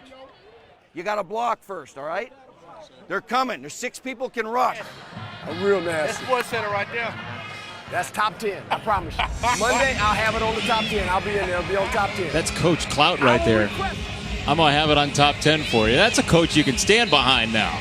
Yeah, even more incentive to go out and make a big play because you know you got a cheerleader for you for the Sports Center top 10. You obviously talking about Deontay Mullins' outstanding catch. Miami verbal commit there towards the end of the first half. there's so much interest in which team has the best class, and we're leading up to National Signing Day on February 3rd. The number one class right now is Ole Miss. We've talked about LSU's chances. What do you guys see in the middle of that top pack? Who's got maybe most the upside there? Well, what is insane about what Nick Saban has done in Alabama, he has a class currently sitting at number 6, and people are asking what is wrong because he's signed 4 straight class. Right behind him, their in-state rival, Auburn. It was a very tough year on the field for the Tigers, but you see them still finding some success on the field. Maybe is Woody Barrett the question at the quarterback struggles there, Tom? Yeah, and keep in mind, Marlon Davidson here today, committed to Auburn, a difference maker along the defensive line. Remember Byron Coward a year ago had a sub-package role on defense as a true freshman for Auburn. But as we look at those classes, and you've got to understand, those are paper championships right there, and they're great for fan passion. And yes, are they an indicator of probable success at the next level? Yes. Are they a guarantee? No. And the reality is that a recruiting class over the course of the next 2 to 3 years, it will be determined, not now. And so those things are great. They're a nice indicator, but you also got to take them with a grain of salt. Off we go, second half. And Drake Davis, after a couple of bounces, we saw him commit to LSU earlier, bolstering that currently number 2 recruiting class. And Team Armour, shut out in the first half, has the ball. Does this game normally open up for those that have not seen many of them here in the second half? It gets better. It gets a little bit more streamlined. And again, you've got to make plays when your number is called. And I think that's what was lacking with Team Armour in the first half. I think, and even we saw Coach Herm Edwards reference it going into the half, that the players calmed down a little bit. Now they've got a feel for the first half. Maybe they're not thinking about the cameras. Maybe they're not thinking about the big stage. Or just going out and playing football. You mentioned Woody Barrett. He's back at the controls for Team Armour, the Auburn commit, the number 4 dual threat quarterback in the country. Barrett giving some ground. Got a little chip block by Miles Sanders. And out of bounds he goes. Rashawn Gary again. Say, guess who is in pursuit? This is really, and he's not the only one. There's a lot of players out there with motive. We want to talk about a guy consistently showing it. He's at the bottom of the screen, working across the top. He sees it, watch him remain in motion. Look at the big man close. It's really that combination of size, athleticism, and effort that makes him a big play defender, and really it will allow for the versatility as well. You mentioned a little bit earlier in comparison to Dominique Easley. I've seen a little bit of Leonard Williams at what he did at USC with his versatility. Barrett to throw, and way too high for Eli Stove, his future target likely at Auburn. Third down. And part of the thing is, too, when you've got a player like a Rashawn Gary leading a talented defensive group, for those quarterbacks, even if the rush isn't there, sometimes maybe you feel the rush, and that's one thing that's going to help them for the next level. There's going to be a lot of players along those defensive lines that can get after the quarterback, and they're going to have to learn that internal clock and that poise and that patience to be able to sit in the pocket and deliver. Woody Barrett committed to Auburn, as is John Franklin III out of the junior college ranks, so adding some more depth and hopefully defining the position off of a struggle in 2015 at quarterback. And Woody Barrett under duress here once again. The offensive line for Team Armour really struggling. Second sack of the series for Rashawn Gary, the number 1 player in the country. He's got so much motor. He's a little jogging in place after the play. You see him working. I love the hand usage. He's just not trying to run by offensive linemen. He's active with those hands, working to separate. And that's the number 2 offensive tackle in the country, Willie Allen, that he just beat. Yeah, and Willie Allen out of John Curtis Christian in Louisiana, just outside of New Orleans. Outstanding program. A little bit more of a wing T type scheme. Not as used to the pass protection. I love Willie Allen's upside, but that's one facet of his game he's going to need to improve. Uncommitted 5-star offensive tackle. Levante Taylor breaks one. And he's inside the 20. Taylor, the Florida State commit, with the explosive run. It's a 41-yard return. Well, we heard Deion Sanders talking a little bit earlier about Levante Taylor, and Deion can make some plays in the kicking game as well. As here we see Taylor, the number 1 rated corner in the nation of Florida State Verbal. We see him field it, get upfield, find that seam. We talked about it a little bit earlier. 4.3 tested speed. Nice job there, being able to make the tackle, prevent a touchdown. That's Braden Mann, the punter. Last line of defense. See if this Team Armour defense can hold up here with great field position for Team Highlight, as I think Dwayne Haskins, who started this game, coming back in at quarterback for Team Highlight. The Maryland verbal commit on the way out. Deion Sanders certainly pleased over on the sideline. Seen a lot of B.J. Emmons today and his agility, but down he goes behind the line. That's Shane Simmons, the Penn State verbal commit, who got in there. The Houston verbal, Ed Oliver, got things started. He really did not allow Emmons to get going, and then once he had to flatten out and try to bounce it, there was the Penn State verbal. Shane Simmons, a player who's really impressed me this week. You look at that frame, Tom. Oh, yeah. The upside, he could potentially be a transition to an outside linebacker. Sometimes watching him on film, you felt like you weren't getting all Shane Simmons can give. We got it this week, though. We did get it this week. Also, one of the captains for Team Armour, and Elijah Brooks, the head coach at DeMatha, raved about the type of kid he is and the presence he is in the locker room. Really could be a home run for the Nittany Lions on and off the field in that program. Harry, the catch for 7 yards there. You talk about that mindset and the attitude. How much can you learn in such a short span at these practices? It's the only thing I personally pay attention to. How do they respond when things don't go their way? How do they respond when they're maybe not the best player to the right or left of them or in front of them? And then how do they treat other people that are maybe involved in the event? A coach, an equipment manager, a trainer. You can glean an awful lot about what a guy is made of and who the true guy is. And again, those are all factors, critical factors that lead to success. Haskins, under pressure from Clayton, got away from him. And now Haskins taken out of bounds. The defense holds up. That's Keandre Jones, the number 9 outside linebacker, his future teammate maybe at Maryland. That was Antonius Clayton. We had a little SEC future battle there. Greg Little at the tackle spot. Antonius Clayton working around him, forcing Dwayne Haskins the flush out of the pocket, and then the nice pursuit there to make sure he doesn't do any damage once he started running. But that first step from Antonius Clayton, number 7 for Team Armour, Florida verbal, he has disrupted a lot of team practice this week. He has. He's done it all week long. We've seen him do it 2 or 3 times in this game. And again, Team Armour stands up on defense, which they needed to do, forcing a field goal here. But Antonius Clayton, boy, has he been impressive off the edge. Aguayo for the field goal. He's 1 for 1. And Ricky Aguayo, the number 5 kicker in the country, headed to Florida State. Knocks it through from 29. Team Highlight 20-0 behind Haskins.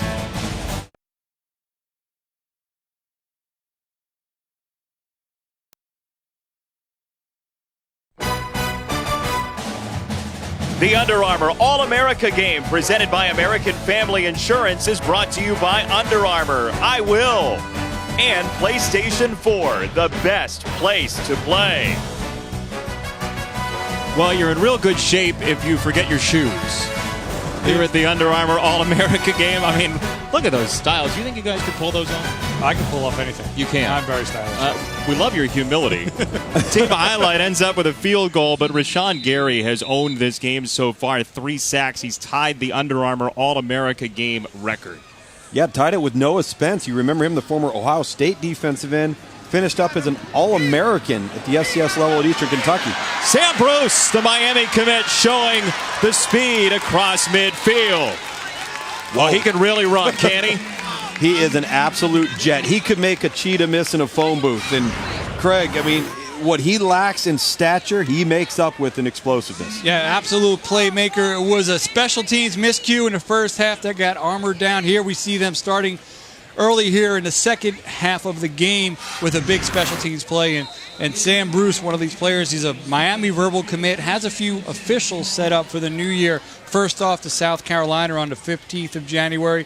Florida on the 22nd, who many feel could be the biggest challenge to that Miami verbal. Then he's got his final one thus far set for the Hurricanes right before signing day. He also has an Ohio State hat that he wore during practice.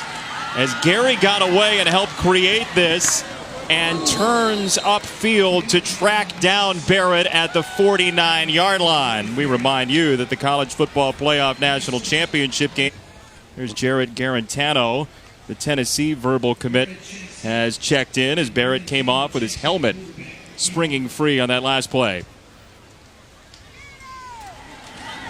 On the run, Walker dragged down behind the line by Benito Jones. Third down coming up. And talk about Dabo Swinney and Nick Saban.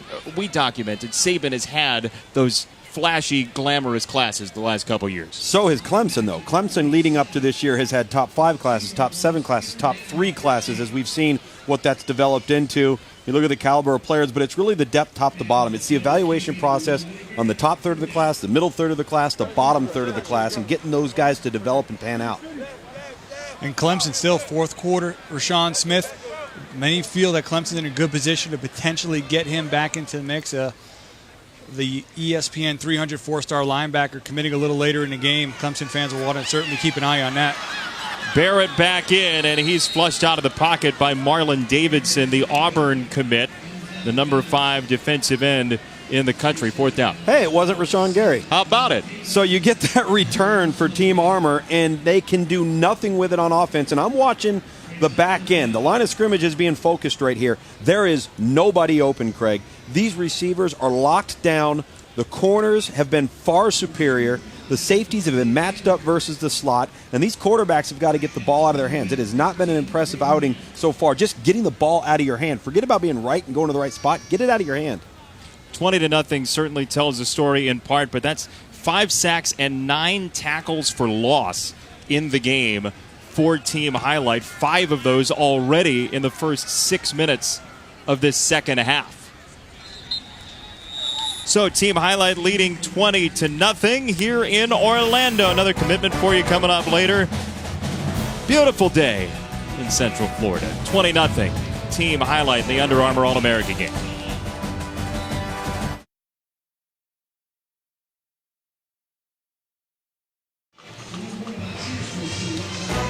We welcome you back to the Under Armour All-America game presented by American Family Insurance. Here at the Citrus Bowl in Orlando, 20-0 your score. Team Highlight over Team Armour. And now we tell you about our Under Armour matchup of the game, which has been pretty one-sided. Yeah, Rashawn Gary versus Team Armour offensive line.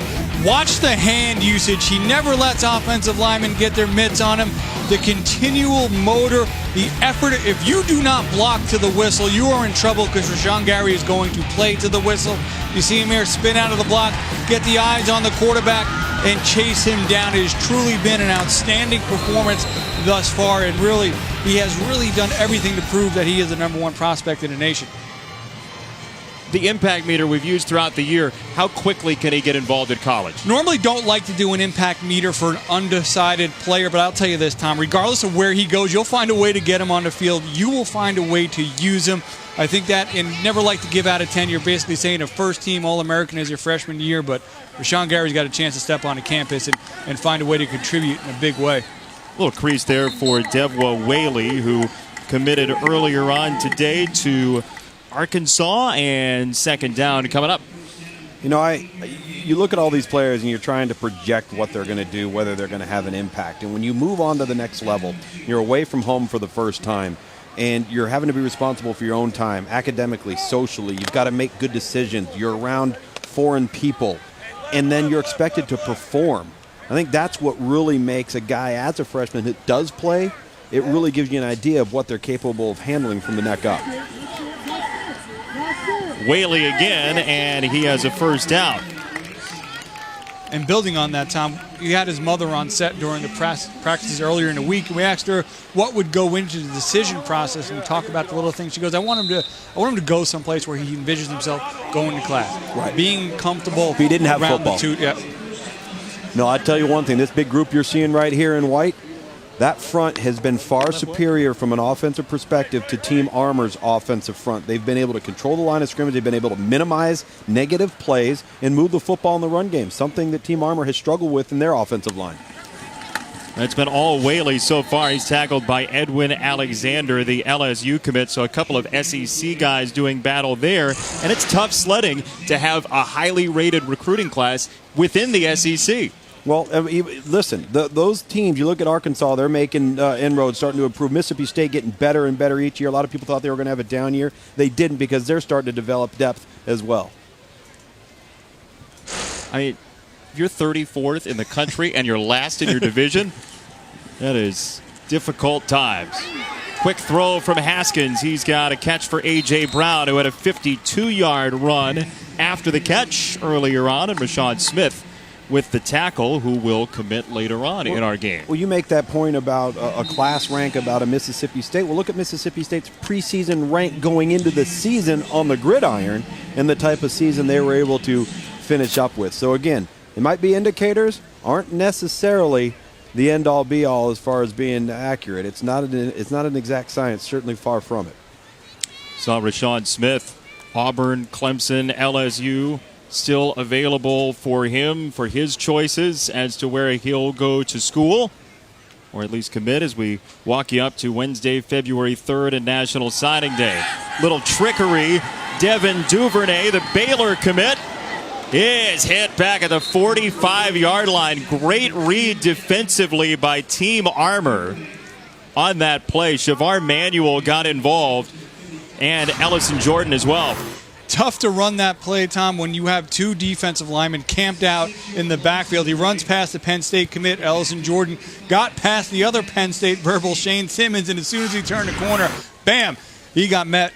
You talk about a motor. Now, Ellison Jordan, he lacks stature, measurables. He's on the shorter sides, but that size also helps with his leverage and his pad level, and he is ultra quick. I think 6'2" is extremely generous. I wish I was 6'2". So I will say this, his performance certainly outweighs his measurables. I'd like to raise mine too if we're giving out 7'1" just for the remainder of this game. Haskins gets it away to the 45, and B.J. Emmons will dance. Emmons across the 40. Flag down as well. Spectacular play there by B.J. Emmons, just to not only make the catch, but then make the first defender miss and get down the sideline.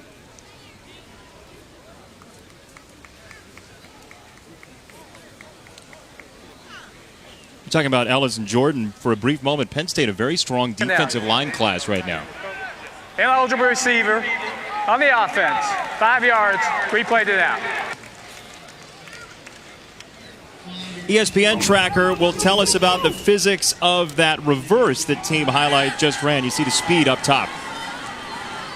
And Devin Duvernay, he can fly. This young man, 100-meter state champion, 6A classification in Texas. I don't care how fast you are. When there's nowhere to run, speed doesn't matter. That's exactly right. And that's a welcome penalty as well for this Team Armour defense, who had played pretty well the previous 2 downs, and they gave up that big gainer, luckily negated by the penalty here as it backs up Team Highlight. Team Armour needs to get this ball back if they want to get competitive here in the second half. He ran nearly 40 yards on that reverse, by the way, Duvernay, says ESPN Tracker. Devois Whaley with the catch, gain of 4, so 3rd down on the way. And Baylor fans, Duvernay commit to them. They're finally some offensive weapons are coming in. Thank goodness. We're going to be able to put some points on the board. I will say this, that is a team, and having broadcasted several of their games this past fall, had they not had the injuries they had, they were as good as anybody in college football at full health. And it's because of players like Devin Duvernay, and they're going to be losing Corey Coleman, and certainly they're a spread team that can run the football. They're physical. Their quarterbacks, if they stay healthy, we know that they're special. Even Jarrett Stidham, who filled in for Seth Russell, an Under Armour All-American in this game a year ago, came in, played well until he got injured. Baylor getting a lot of talent to wake up. A little miscommunication there, and you're talking about Duvernay as well. A good family, too. First cousin is Kyler Murray, who's been in the news quite a bit with the Yes, Texas A&M transfer. 4th down for Team Highlight. The defenses have very much won the day so far. And that is traditional in an all-star game. Coach Herm Edwards said that even going off, that it's always a little bit more difficult for offenses to find their rhythm. We've seen, actually, I think, Tom, more running in his Under Armour game than we have seen in previous years. But a lot of times those defensive linemen, they're pinning their ears back. They know they don't have too many run responsibilities. They got one thing in mind, getting after the quarterback. So a penalty against Team Highlight and Steve Mariucci on that sideline. You know, he gets in the mode. It's an all-star game, but you can see the coaching angst there. You never stop the competitive juices from flowing. I can assure you of that. And he loves working with the kids. He has such a good time coming in. He's our keynote speaker at our banquet each and every year. Does a great job. Prior to the snap, encroachment, defense, 5 yards, still 4th down.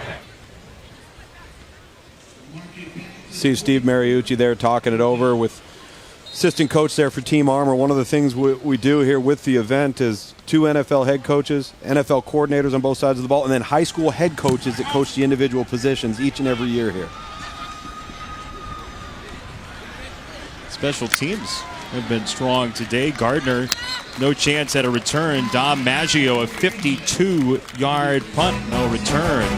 Team Armour backed up inside the 5. Doesn't feel like winter here, certainly in Orlando. 20-0, team highlight with the lead.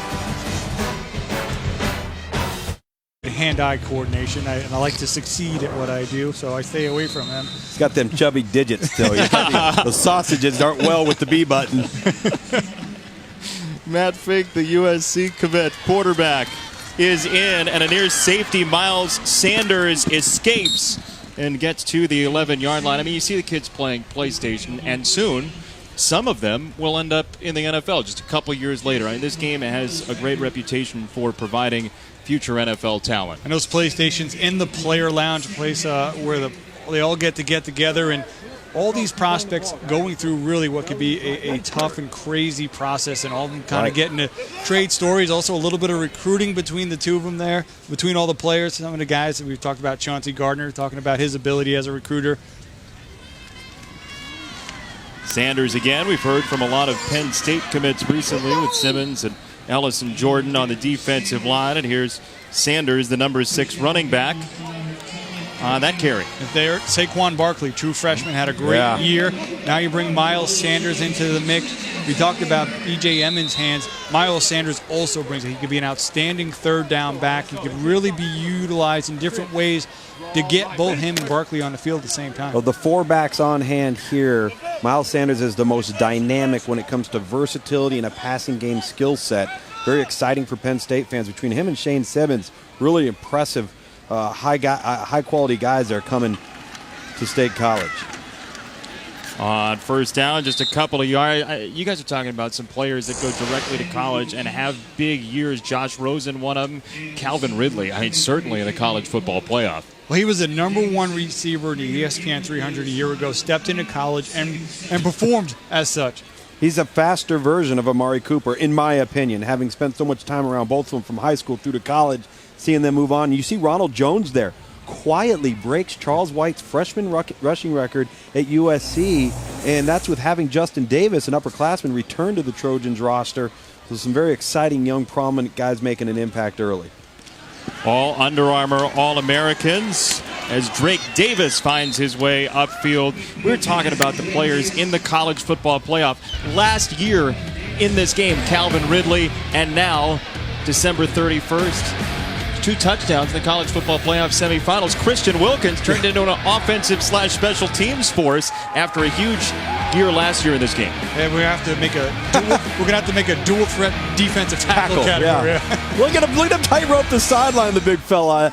I love it, boy. Calvin Ridley now, I don't know how you're going to match up with him one-on-one, and he's spectacular when contested on the 50-50 ball. His brother in this game this year, Calvin Ridley, Fink on the run, and he has the first down. I mean, that's just the tip of the iceberg, though, for Calvin Ridley and a guy like Christian Wilkins. Well, it really is, and Calvin's younger brother, Caven Ridley, taking part here today as well. A little bit bigger, a little bit of a different type of receiver than Calvin, and if you look at Clemson and you look at where their difference makers have been, everybody wants to talk offense. It's Shaq Lawson, it's Christian Wilkins, it's Grady Jarrett from last year, and all the players that they had up front. That's what's gotten Clemson to take that next step. And it started with that 08 class in Daquan Bowers. We'll see later on if Rashawn Smith adds to that Clemson defensive front 7. He'll be announcing with Matt Schick down on the field shortly. Fink for a deep ball into double coverage, and it's intercepted. Picked off by Lamar Jackson. Lamar Jackson, the big safety out of the state of California. Now, when we say big safety, safeties look like linebackers now big, rangy player that can play in the nickel as a hybrid linebacker, can also play in the strong safety role. And I'm not sure from Drake Davis, Craig, if this was supposed to be a post or down the sideline streak route. If it was a streak, it's a poorly thrown ball. It is either way with safety over the top help. Here's Herm Edwards. Jack, going deep, read the quarterback. Intercept the ball, intercept the ball, intercept the ball, intercept the ball, intercept the ball. Thought he might have to say it a sixth time in order for it to Lamar actually Jackson happen. takes his coaching well, right? Coach told him to pick it off. He did just that. Lamar Jackson uncommitted. He's already taken all 5 of his official visits. Said he may still try to get to Oregon, USC, UCLA unofficially before making a decision. Antonius Clayton, Ed Oliver together with Trey Threat as well in the backfield on B.J. Emmons. That defensive line for Team Armour keeps churning. Ed Oliver, number 11. Mikel Carter, number 90. He's really been outstanding throughout this weekend. Out of the state of Georgia, I really think he's one of those players. And I first watched on film, there wasn't a lot of buzz about him. But he could be a potential difference maker. And Ed Oliver, part of that H-Town takeover out of Westfield High School there in the Houston area. His brother also is a sophomore on the Houston Cougars team. And his old high school head coach, Corby Meekins, also on staff there. So a lot of reasons for Big Ed Oliver to stay close to home. Timeout with an injury. Shavar Manuel down for Team Armour. Another defensive lineman, very productive player. And our first real injury that we've had here during the game. Hope it's not too serious for Manuel there, as you see the schools that he's considering. Going back to Houston, Jason, as you referenced, and Craig, with Tom Herman's doing, and their decisive bowl win versus Florida State in the Peach Bowl. I was there. I walked right up. I'm looking at Tom Herman, probably 30 seconds walking up to him, and the first thing he says to me in pregame warm-up, he goes, "Have you been able to just put a shield around our guys down there? Can you block anybody from them?" I said, "Hey, that's not my problem. That's your problem. You recruit good players, other people are going to want them." That's a lie, too. The first thing they talked about were grills. Yeah, grills, that's right. We're talking about what's going on with the Houston Cougars, all the way up to 25 in the rankings. And Natai Rogers played in this game a few years ago before signed with Maryland, went on to the junior college route, now in a very nice junior college pickup for the Cougars. And if you look at them on social media, it's the hashtag H-Town Takeover. And really what that is built in is the philosophy of which I believe in, a successful recruiting starts at home. They need to keep the good players in the Houston area going to that university, and they've got a chance to be successful. And the foundation is in the Phi Slamma Jamma, the basketball team. 3 of those starters were Houston area guys. They said if they can do it, we can do it. 2 local kids. Wishing you a happy 2016. Certainly hope you enjoyed yourselves over the weekend. 20-0 team highlight with the lead. Tom, what are you looking for fourth quarter? I want to look for who's going to finish. I know it's an all-star game, but I talked about competitiveness. Who's going to compete till the end? Who thinks it matters? Who wants to prove their worth? I don't care what the score is in a setting like this. If you're the best of the best, finish like it.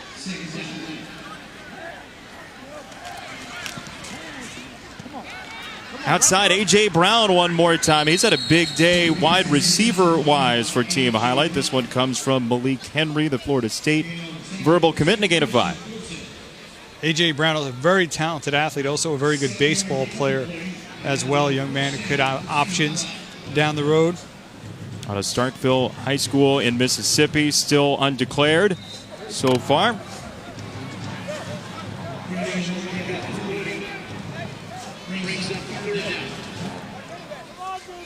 Longest play of the day for Brown, 52 yards in the first half. Long throw across the field for Henry, and he's got a first down to N'Keal Harry. You're talking about that competitive temperament. We saw it in practice this week. Yeah, prove your worth.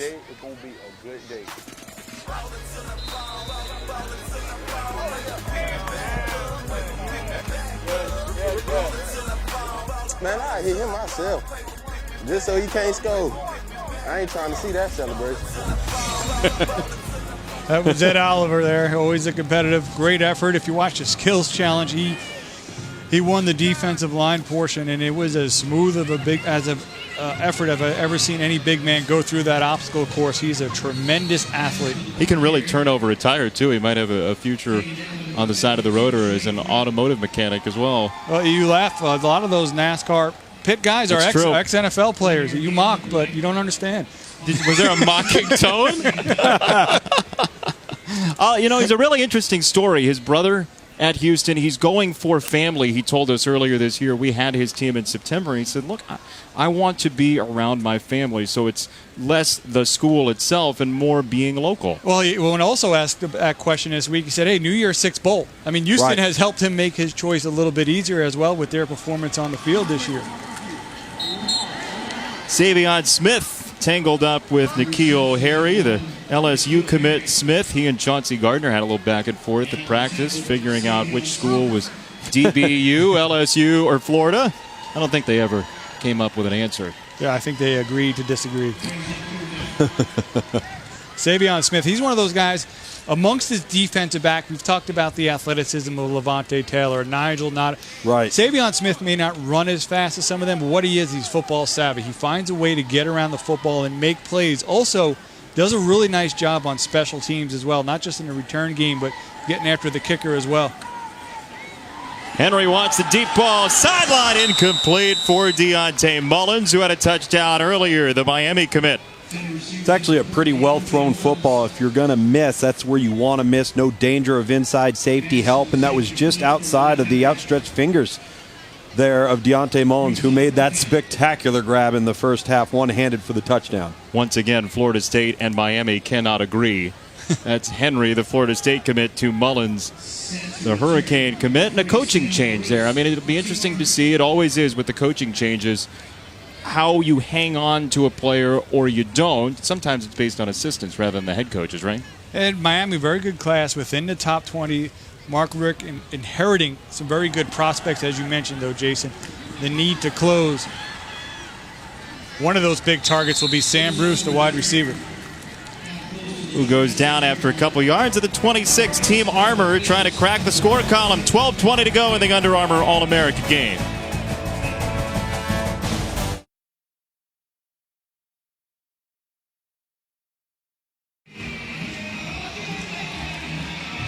$20-0. Team Highlight with the lead over Team Armour here in Orlando at the Citrus Bowl.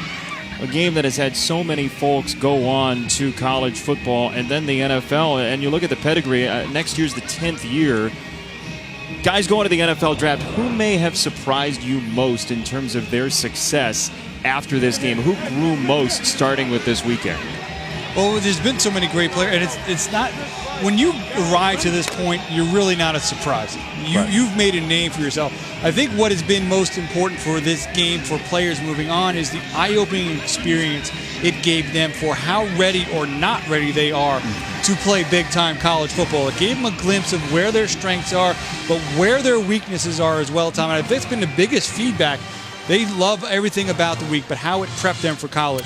Yeah, the player I would go with is probably Cyrus Jones at Alabama, who got thrust into duty early, didn't necessarily meet the measurable standard of what their corners have been, and he struggled, and then he's developed into a fine player over the course of his entire career.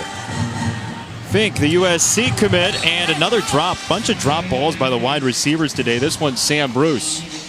That's a really good throw there from Matt Fink. Really the best throw he's made all day, and then you can't catch the football. Tyree Cleveland actually on what should have been the receiving end, the Houston verbal commitment, had a great week during the lead up to the game. Big, tall, probably the fastest receiver in terms of physical measurables that there is in this group, but you've got to catch that football. We talked about that in the first half.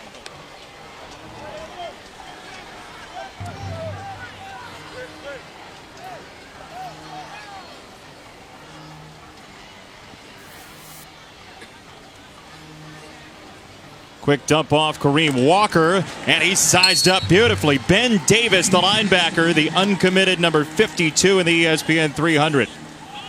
Ben Davis, Tom, he's one of those guys when you see him amongst the other linebackers, you realize how big he is, trying to get the ball out in the flat and see Ben Davis come up with the tackle number one, 6'4", 230 pounds, out of the state of Alabama. A lot of people feel Crimson Tide ultimately will be the team to beat, but that is a big young man. Yeah, you see the 6'4", 237, that fits the mold of what they've wanted their linebackers to be in terms of how they play their defense, the structure of the defense, what that player has to handle in terms of the thumping inside. Really well tackled play there in the open field. 10 tackles for loss for team highlight on the day. Fink 3rd and long. Scrambling, throwing on the run, and he's got a wide open target. Downfield inside the 30, Tino Ellis, the Maryland commit.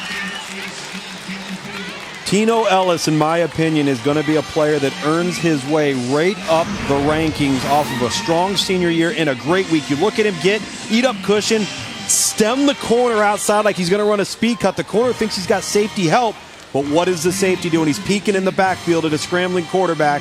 Nice catch, makes the first down, get some momentum going for this Team Armour offense. On the flip side of that, the ability of Fink to be able to buy a second chance to allow for that big play downfield to happen. Tino Ellis, one of those key in-state targets that the Terps are able to hold on to. Kareem Walker, the #1 running back in the country, swallowed up in the backfield once again. Benito Jones, the Ole Miss commit, blew it up.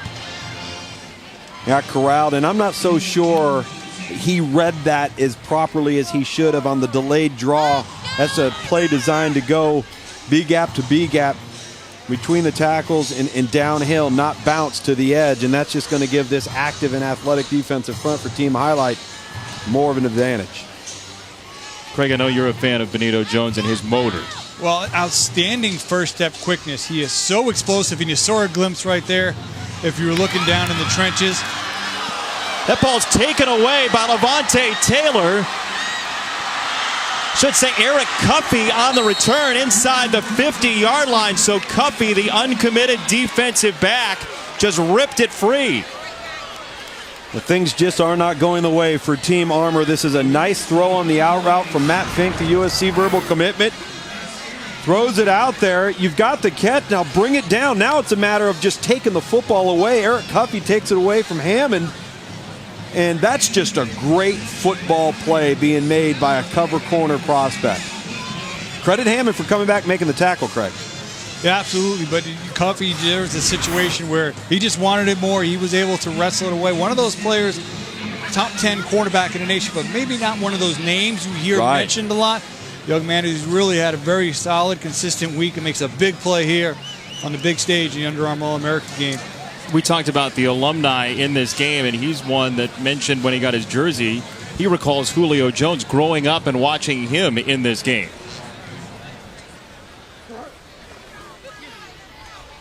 Malik Henry still in at quarterback, and Devwa Whaley with the carry. You know what, Jason? That makes me feel really old. That was going into the 2008 class, and if you consider that, that's 9 years ago. These young men are 17 right now, and that's who they've identified with, the A.J. Greens, the Alshon Jeffries, the Manti Te'os. You know, that's the group. You know, we don't think of that group. We think of the group, you know, another 10 years beyond. You know, it's just crazy. It's crazy to me. I talk about my favorite. I get out to Google, look up Art Monk. See, he was a pretty good one, too. Get out to Google. AJ's. What smartphone do you have? Let's go downstairs. Matt Schick and our Aspire Sideline Report. All right, thanks, guys. I'm the guy sticking out here like a rusty penny amongst these Under Armour All-Americans here with #1 player in our ESPN 300, Rashawn Gary. As soon as you came back to the sideline here, you're talking to the guys about a certain play. It's competitive. How competitive is it out there? Oh, it's crazy. You beat one block, everybody coming to get you. So, you know, you always got to keep your hands working, keep on the move. What's the biggest thing you've learned about about yourself, not only today, but this week? You know, basically that, you know, I just got to keep fighting hard and, you know, just get coached up and, you know, just come out here and play as hard as I can. You have got 3 sacks today in the game so far. What's been the key to piling up these numbers today in an All-American setting? I'm playing with an All-American defensive line. They're helping me out a lot. You know, when I'm coming off the edge, my defensive end keeping his job, making sure he don't go outside of him, and I'm finishing. So, you know, my whole defensive line helping me out. For those who maybe are just watching you for the first time today, describe what it's like to be recruited as the #1 overall player. It's hectic.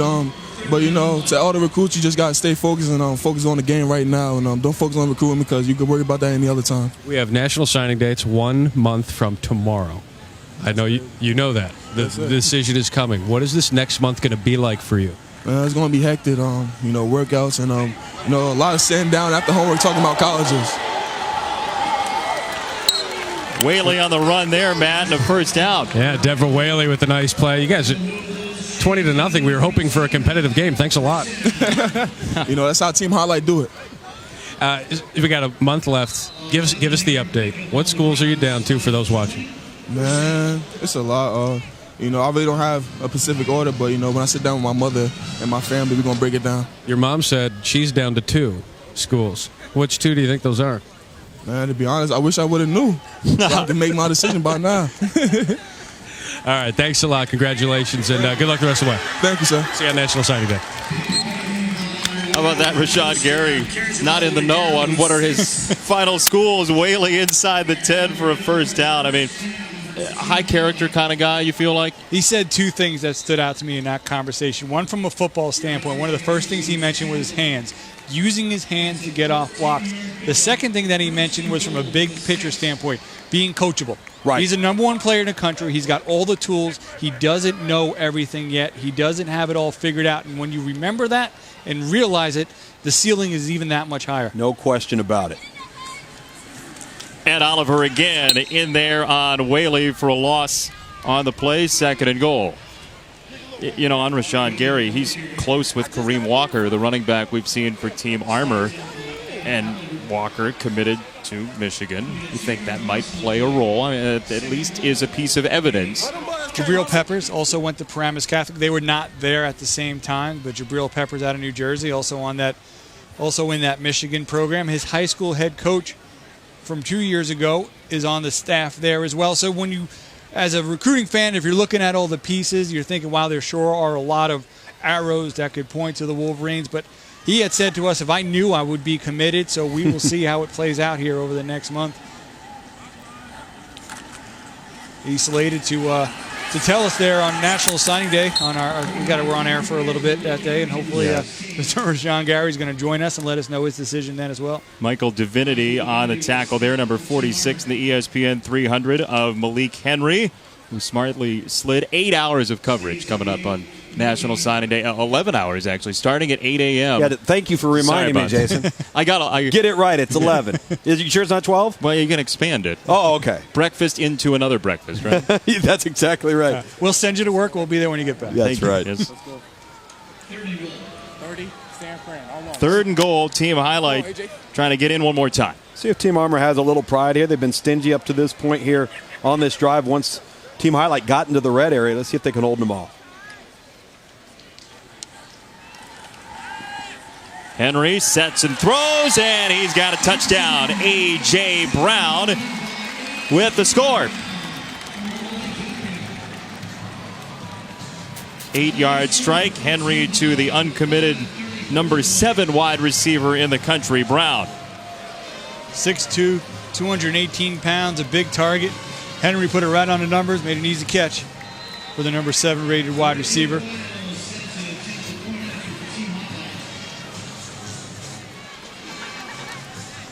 Seminoles all over here. Henry with the trigger, and the kicker, Aguayo, the Florida State commit, for the extra point.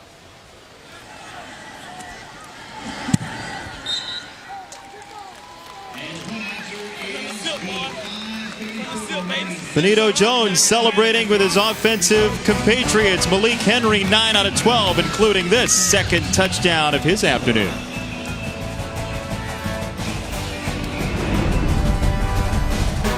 Game.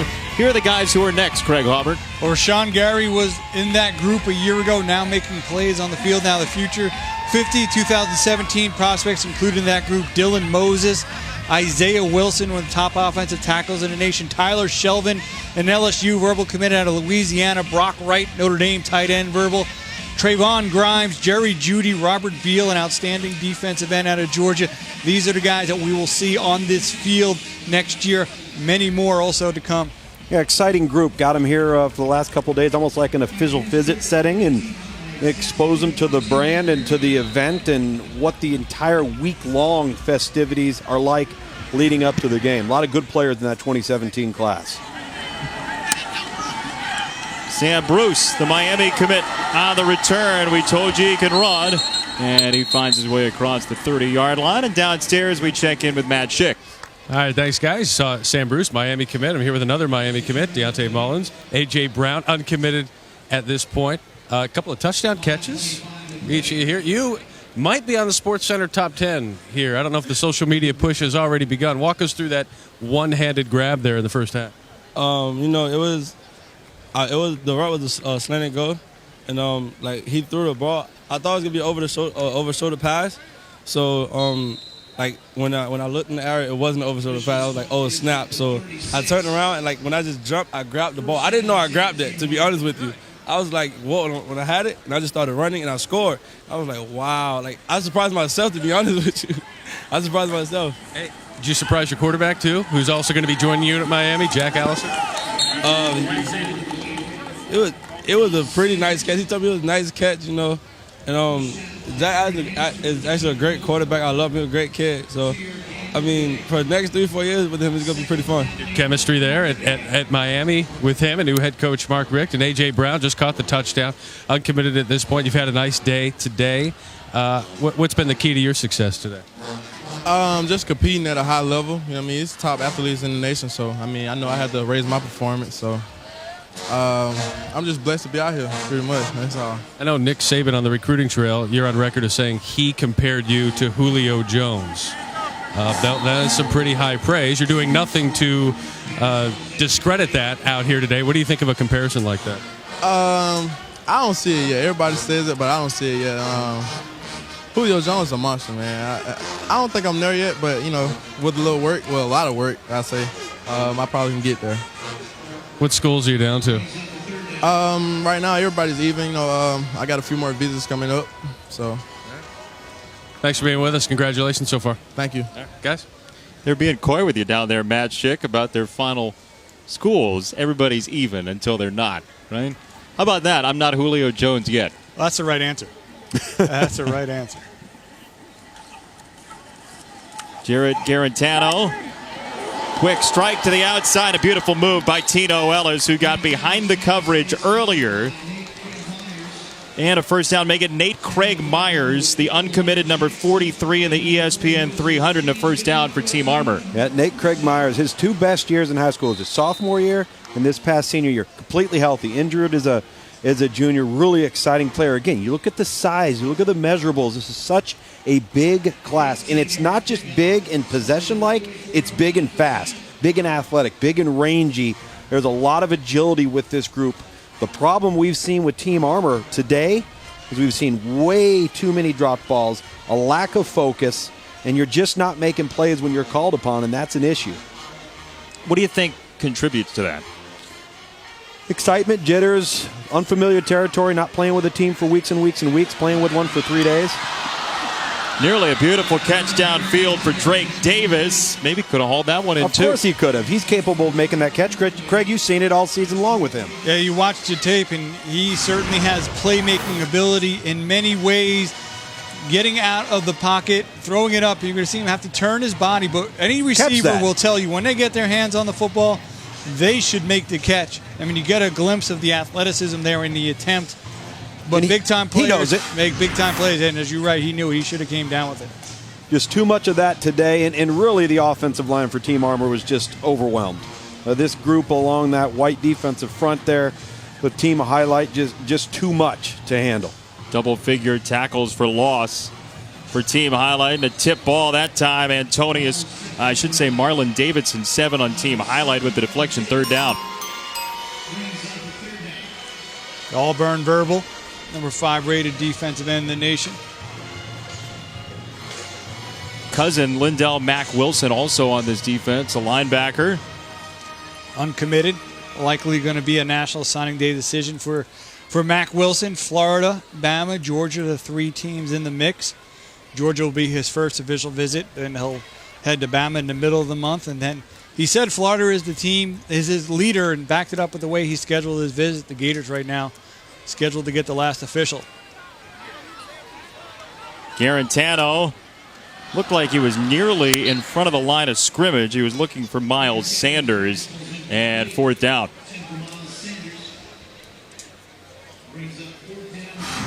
Very close. Line of scrimmage, that black line. And a legal throw. It was close. Should have just tucked that ball and run. Make that risky decision back across your body, late over the middle of the field. Big no-no at quarterback there.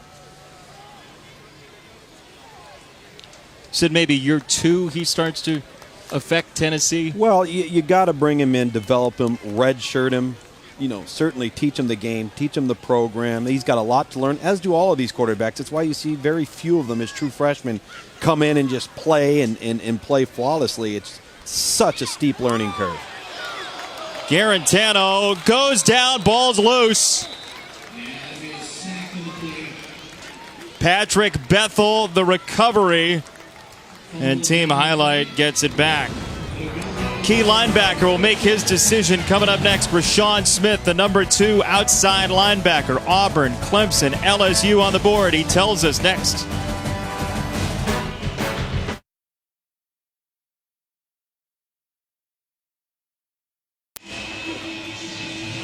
Looks like team highlight is going to run away with the trophy today. 27-0 your score, but more business to take care of with a commitment. Down to Matt Schick with our Under Armour verbal commitment. Matt. Thank you, Jason. One school about to get a prize of its own right now. Here with Rashawn Shaq Smith, number 26 overall prospect, number 2 outside linebacker in our ESPN 300. Rashawn, take it away. Where are you headed? First off, I'd like to thank God. I'd like to thank my family. These are some of the most important women in my life. I'd like to give a special shout out to Corey Robinson. He's definitely been in my life and helped me get to here. And without further ado, for the next 4 years, I'm all in, baby. The best has yet to come. BYOG, Rashawn going to supply some guts there, no doubt, at Death Valley there in Clemson. Why Clemson? I've been there plenty of times, loved it from the first time I was there. Coach Venables is a great guy. Coach Sweeney is a great guy. Those are both player coaches. Coach Venables, he knows football. And I feel like I can be best developed there. You're at IMG Academy, but we talked this week about where you played high school originally in St. Francis in Maryland, a school that you said admittedly didn't have a whole lot, didn't have its own field, practice field, sharing helmets. When you think about where you're from, what does this moment mean right now? It's one of the biggest moments in my life. I'm definitely grateful for it. I get down on my knees and I thank God daily.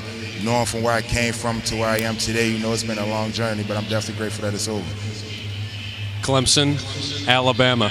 What's that game look like? All in, baby. We'll see.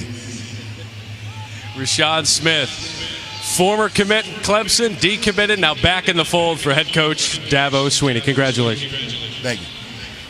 Guys, what's Clemson get out of Rashawn Smith? Well, it was big for the Tigers to bring Rashawn Smith back into the fold. Outstanding size. He's a young man who's kind of been on the recruiting radar since his freshman season as a defensive end.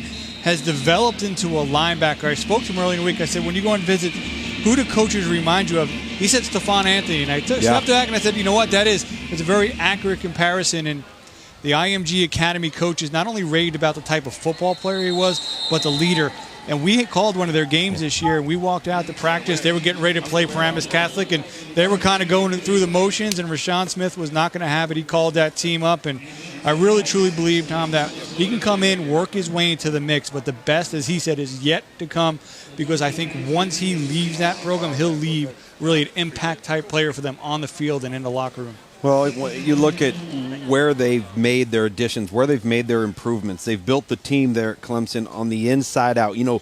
They are perceived as an exciting, skilled team. And don't get me wrong, they've got tremendous skill. But when you look at what they've accomplished in the offensive line, the defensive front seven, on the perimeter positions in the secondary, that's what's elevated this program and taking it to the next level. Dabo Sweeney and his staff done a wonderful job. And what a fantastic year there for the Tigers in their following. Another run for B.J. Emmons. He met Trey Lamar, another Clemson commit himself, on that tackle. We remind you that ESPN has 3 more bowl games today, starting at 3:20 Eastern. Kansas State and Arkansas. Very intriguing Oregon TCU game in the middle of that tripleheader. It became very intriguing. There's no doubt about that. And I had an opportunity to broadcast both the TCU and an Oregon game late in the season when both of those teams, TCU was finally getting a little bit healthier and Trevon Boykin was back. And then Oregon, they were not a team you wanted to deal with late in the season. They got hot. Vernon Adams got healthy. They started playing better defense. So that was really shaping up to be a wonderful, wonderful matchup. And now we'll see how it holds up on the offensive side for TCU. Winding down to 30 seconds in this game, guys. What's your takeaway from this 27-0 lead and soon-to-be win for Team Highlight? What we saw, as Tommy had mentioned throughout the game, was we saw Team Highlight execute, finish plays. Armour had their chance to make plays throughout this game. They didn't finish. They didn't complete passes. They didn't take the opportunities that were there to put themselves in a place to make plays. Whereas opposed to Team Highlight, led by the #1 player in the nation, Rashawn Gary, when there were opportunities there to make plays, they did. They certainly did. Team Highlight, 3 takeaways, 11 tackles for loss, 5 sacks. And so they just made more plays and fewer errors. And the coaching staff, and I want to make this one comment, Wes Chandler, former All-Pro of the San Diego Chargers, the offensive coordinator for Team Highlight, College Football Foundation, Hall of Fame Foundation inductee this year. Congratulations to him. You see the Gatorade bath there for Herm Edwards. And rightfully so. His team pitches a shutout in the 9th annual Under Armour All-America game. 27-0 your final score. We will wrap it up when we come back to the Citrus Bowl in Orlando. Some future college football and NFL stars you watch today, and Team Highlight the winner, 27-0. More after this.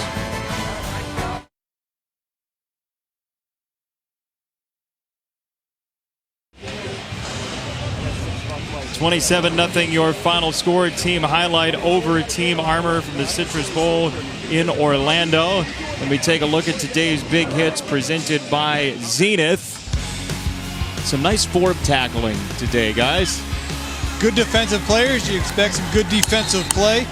Wrapping up, bringing down. We've also seen some big hits as well. A wise coach once told me, if you can't tackle, you can't play defense. And there we saw some good defenders. And it is becoming ever increasingly difficult to tackle in college football in today's climate with all of the spread offenses. By the way, Zenith's Epic Varsity helmet recently ranked first in the 2015 NFLPA helmet lab testing. And tonight on ESPN, after the Motel 6 Cactus Bowl, Sports Center at night, Max and the coach have highlights from Nuggets Warriors, bowl games, NHL, college hoops, NBA. Full schedule as well. All available on Watch ESPN and the ESPN app. Downstairs, Matt Schick with Levante Taylor, the cornerback. Yeah, thank you, guys. #1 cornerback in our ESPN 300. As soon as I started talking to you off camera, you wanted to make one thing clear about that catch by Tino Ellis. What is it? That wasn't me. Coach told me to stay in zone, make sure to see if I can get a pick to come away with something. So I sat there, and I trusted my safety to get there, but he didn't. But it's okay, though. It's just one play. All right, you trust in the coaches. That's all you can do. What did you learn about yourself this week as the #1 corner? Don't give up. You're going to have some bad days. You're going to have some good days. It's all about how you come back. So, Monday and Tuesday wasn't so good for me for one-on-ones. Next day, though, I killed it. And then today, I just wanted to show that I was the best and redeem myself. There's a lot of pressure on you guys, a lot of expectations to go in right away and make an impact. What do you expect from yourself year 1 in Tallahassee? I expect myself to start when I get there, get in the playbook, learn the system. I can finesse the defense. Love for you, boy. And then come in and hopefully help me know the special teams as well, too. You worked with Deion Sanders this week, another former Florida State, fairly famous in the Florida State folklore. What did you learn from him this week? I learned a lot from him. Just when I was over there at corner, he told me to stay inside because the wide receiver was so far off. He was coaching me throughout the whole day and the whole game as well. So, I respect him. And he respects me, so, I love Deion Sanders. I model my game after him and Tyrann Matthews. How's your high step? It's kind of good. I wanted to do a punt return, but, there's nowhere to go. Congratulations on a great week. Thank you. All right, guys. Levante Taylor certainly enjoying himself here at the Under Armour All-America game. And here's another guy who had a great game. Rashawn Gary today was a menace on the defensive line. This was the exclamation point to really what has been a tremendous week for Rashawn Gary. He has been the #1 player in the ESPN 300 since the initial release this past spring, and he has really done nothing to make you rethink that. We saw it today, the ability, the power, also the effort. A lot of plays, chasing after the football. If he continues to bring all those things to the college level, as well as realize there is room to get better, this can be a truly impact-type player at the college level wherever he decides to play. Certainly could. And, when you look at the game, the week, the entire recruiting process and evaluation process over the last 2.5 years, we're looking at a snapshot. We're looking at a glimpse, a piece of the puzzle, just like a camp or a combine in the spring or in the summer. Now when you got these guys together for the entire week, for Craig and I know that we look at it this way, Monday through Friday means so much in the process. This is a great opportunity from a game perspective to see how guys perform when the lights come on. Some perform better than others, but it's also not a definitive statement on any player anywhere in the country. We'll let that unfold over the next 4 to 5 years once they reach the collegiate ranks. How can players use this as a jumping off point for their careers? It's a big jumping off point.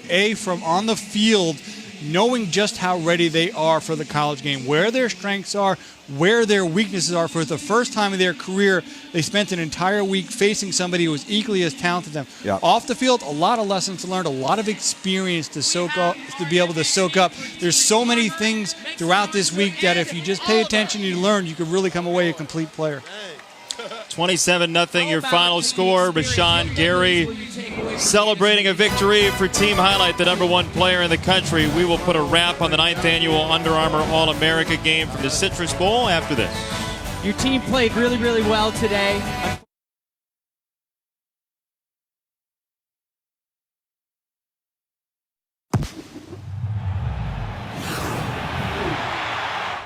Smart men play smart. Come on, Bruce. Come on, Bruce. Come on, Bruce. Come on, Bruce. Whoa, baby. So you listen, when you break and 10, your eyes are downfield. You remain a passer, but if there's nothing there, you got to throw that ball away. So you save us about 8 yards. It's hard to get the communication down, the route running. You know, this is the hardest game you guys will ever play. It ain't about the score, man. It's about trying to develop young men, man. At the end, that's just the carrot is to get them here to play football. But really, I could care less, man, about the score. They always show you on the big screen. Huh? They always show you on the big screen. Oh, they do? I hope they show them again so that we'll be on it. They probably will if you stay here. It's nice to have kids that say, Dad, you're always on the big screen. They upgraded out on the TV, yeah. Yeah, that was awesome. So 27-0 your final score, and you hear Herm Edwards say the score doesn't really matter. You're building young men. I mean, that's a great reason for this game, isn't it? Well, absolutely. What we spoke about a few minutes ago is not just about what they learned on the field, but what could be taken away off the field. We were talking about the TCU-Oregon game a little bit. Trevon Boykin was a great teaching opportunity. What Herm Edwards said to those players during the week went viral. If you got a chance, go out and find it. A lot of lessons to be learned to really to be successful in college. Not about ability. All these guys can play Power 5 football. It's the little things that are going to separate the successful. Let's go downstairs to hear from another one of those future Power 5 players, Benito Jones with Matt Schick. Yeah, here with the 5-star defensive tackle. Just dominated today, that defensive line. What was the key? I mean, my first step is getting off the ball. That was the key to make plays. You had Rashawn Gary near you as well on that defensive line. He's got Ole Miss on his list. What kind of damage could you guys do if you wound up playing together? I mean, sure. We'll be like a dynamic duo, we both real good coming off the ball. I mean, we're going to make big plays if we're on the same team and on the field at the same time. Benito Jones, going to be in Oxford coming up next year. Congratulations. All right, thank you. Well, a great day for football here at the Citrus Bowl, and a day to remember, certainly for the youngsters, the coaches, and the players as well. Every year we've seen the playmakers in this game. Now, today we've seen more. One of the things that I love that we overheard Herm Edwards saying there is this is going to be the most difficult game you play in your life. And he's right. 3 days of practice. You don't know anybody. Now you got to come, and the players are phenomenal. It's a whole different ballgame. A lot more adversity than there are easy times during this week, but also a lot of fun. We'll see them down the road as well in college and the NFL. Final score here today, 27-0. That's all from Orlando. Coming up next, Big Ten basketball. #1 Michigan State and Minnesota. For Matt Schick, Tom Lugan, Bill Craig Hobart, Jason Benetti saying good night From Orlando, we send you out to Minneapolis.